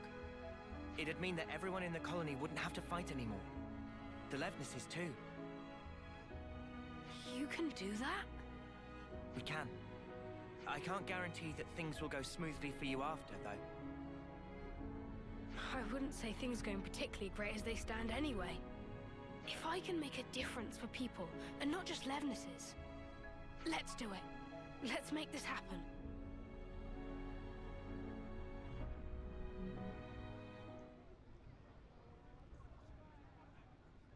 Here we go!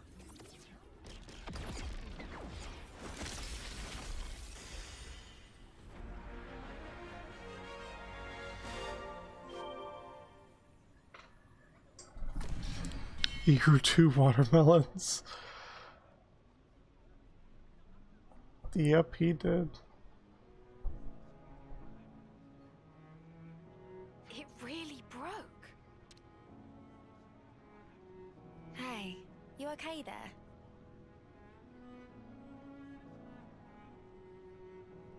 Wait, don't move a muscle. There might be some valuable materials lying around. Nothing worth bothering about, believe me.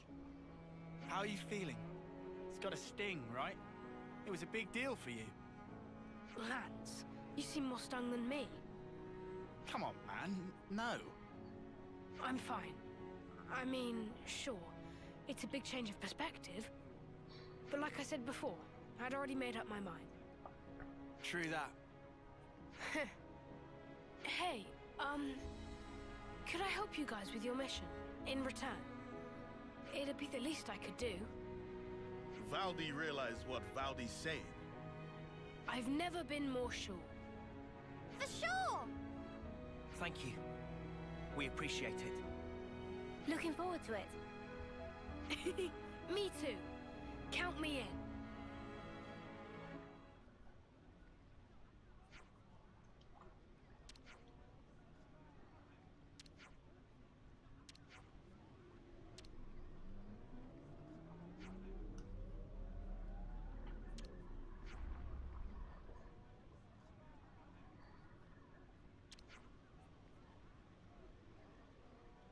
Oh.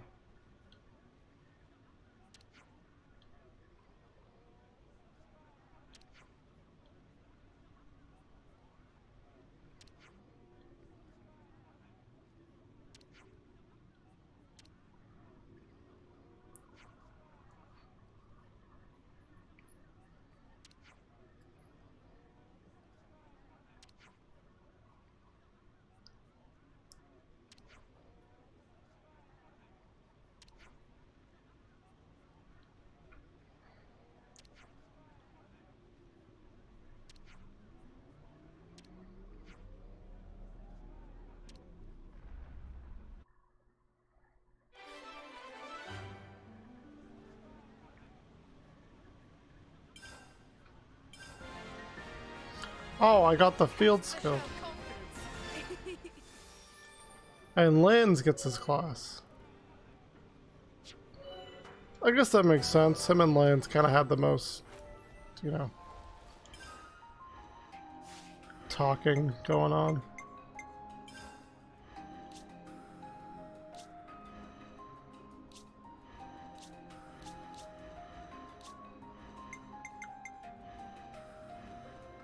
Oh my god, it's big baby Rex. Nothing's getting past me.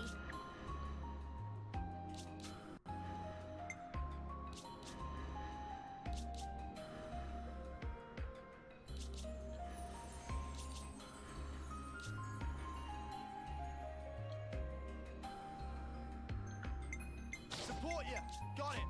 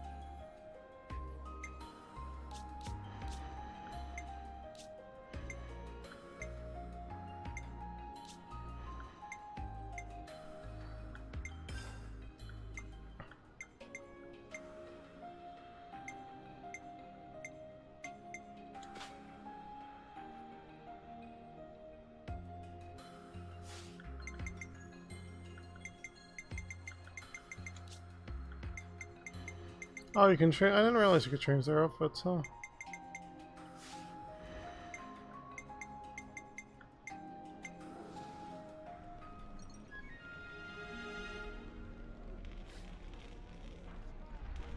Might as well, yeah? All under control.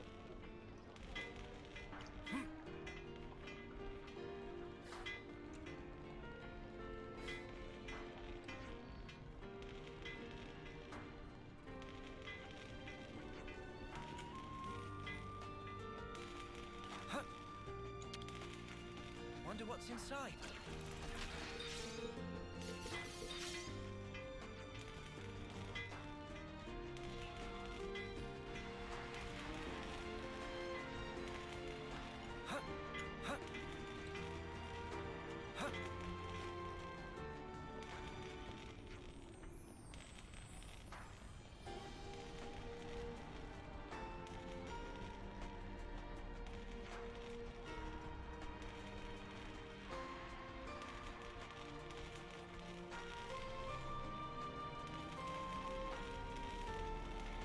How do you get down there?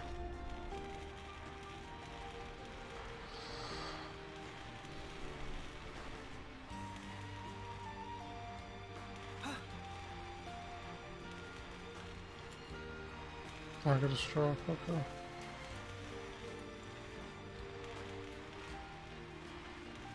Wonder what's inside.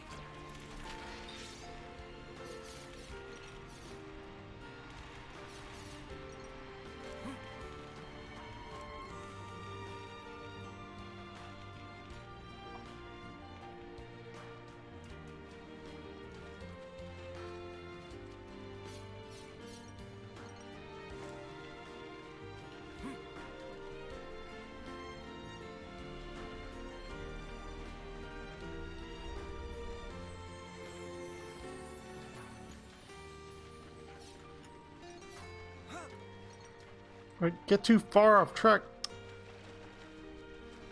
Are you serious, game? Oh, I have to do the main story things. That's one thing I genuinely I'm getting frustrated at by this game. Is that like if you reach a certain story point or a tutorial, the game will make you do it.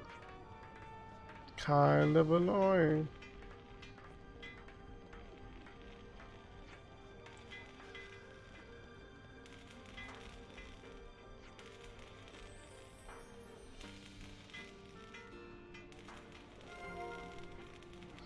Oh, they want me to go back to Colony 9?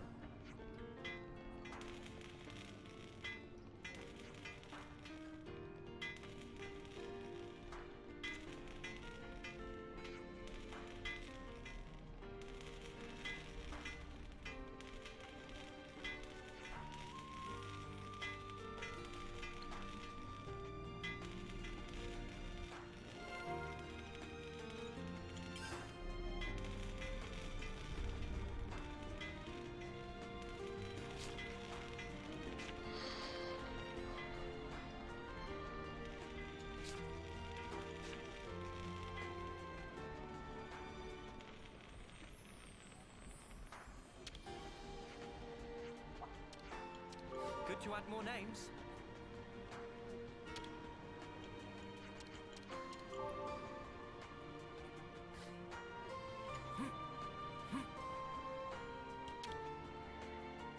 Together now.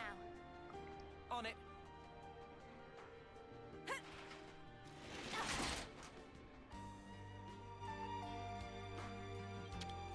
I hope we can make use of this.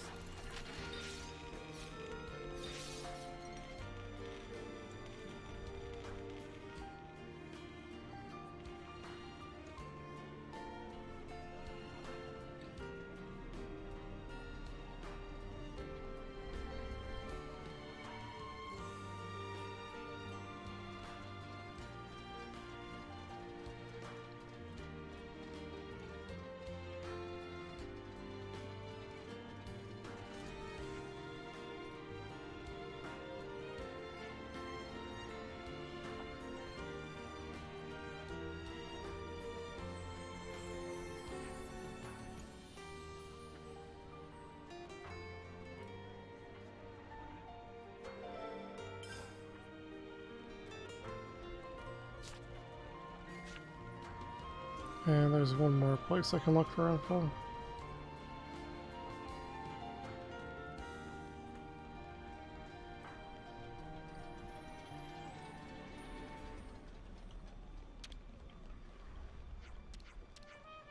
Good to add more names.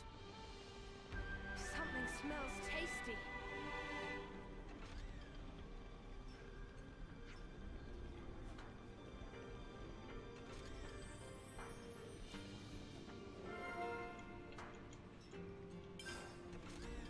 We've got what we needed.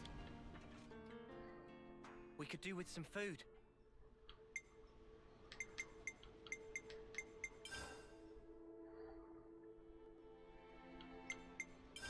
I think we need to discuss this.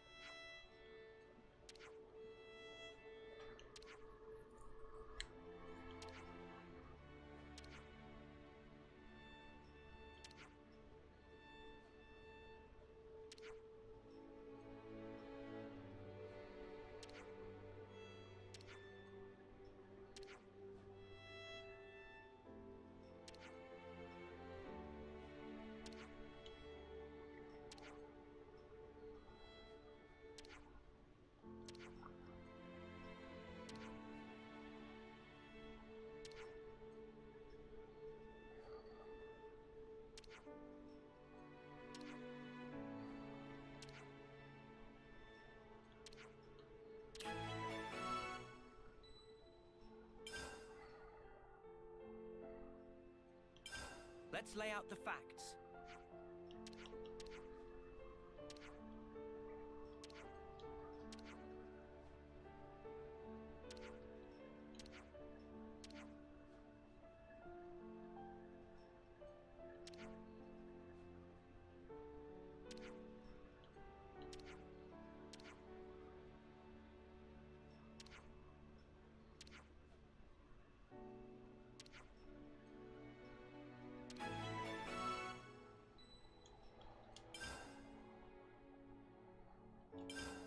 think we need to discuss this.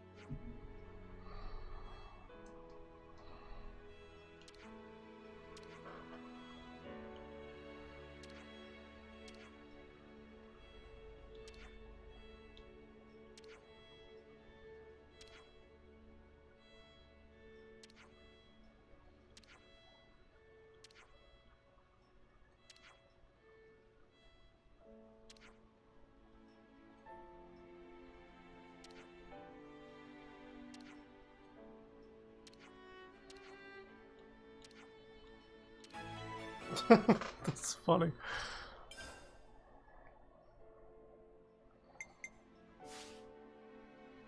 Let's move out. Something smells tasty. We've got what we needed. All right, time to head back. Valdi, is that Levnis?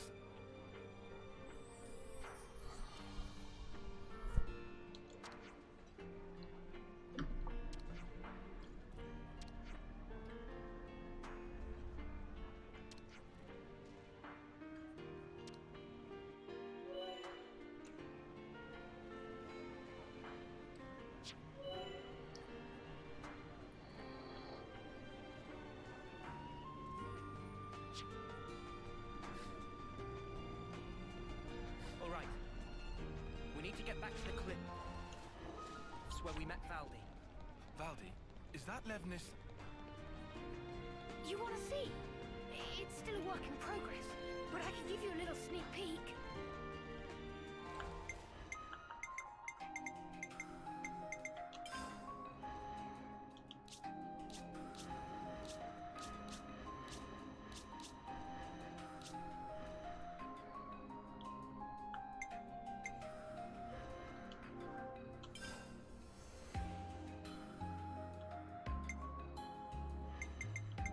I'll keep us safe from harm.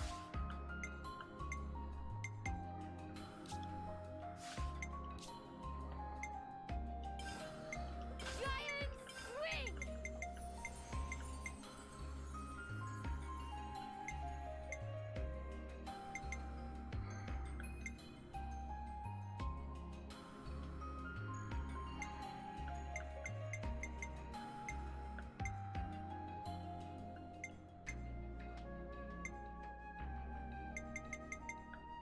Maximum voltage! Variable turret! Uppercut slash!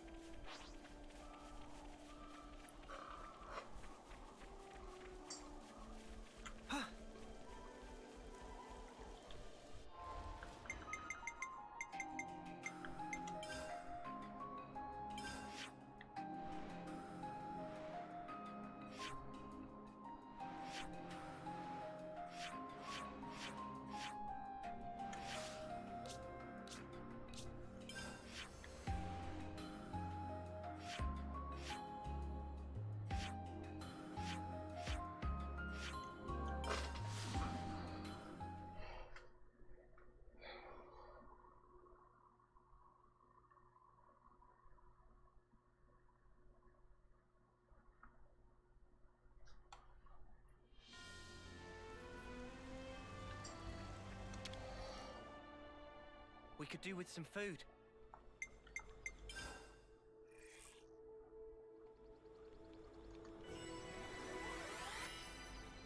I definitely feel stronger.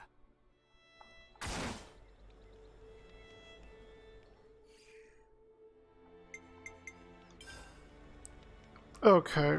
It's good to keep a record. So I do not have the endurance tonight to stay up for as late as I did the first night I played this game.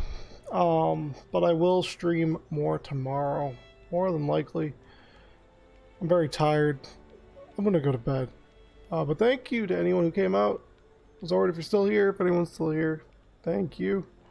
I'll be back to play more.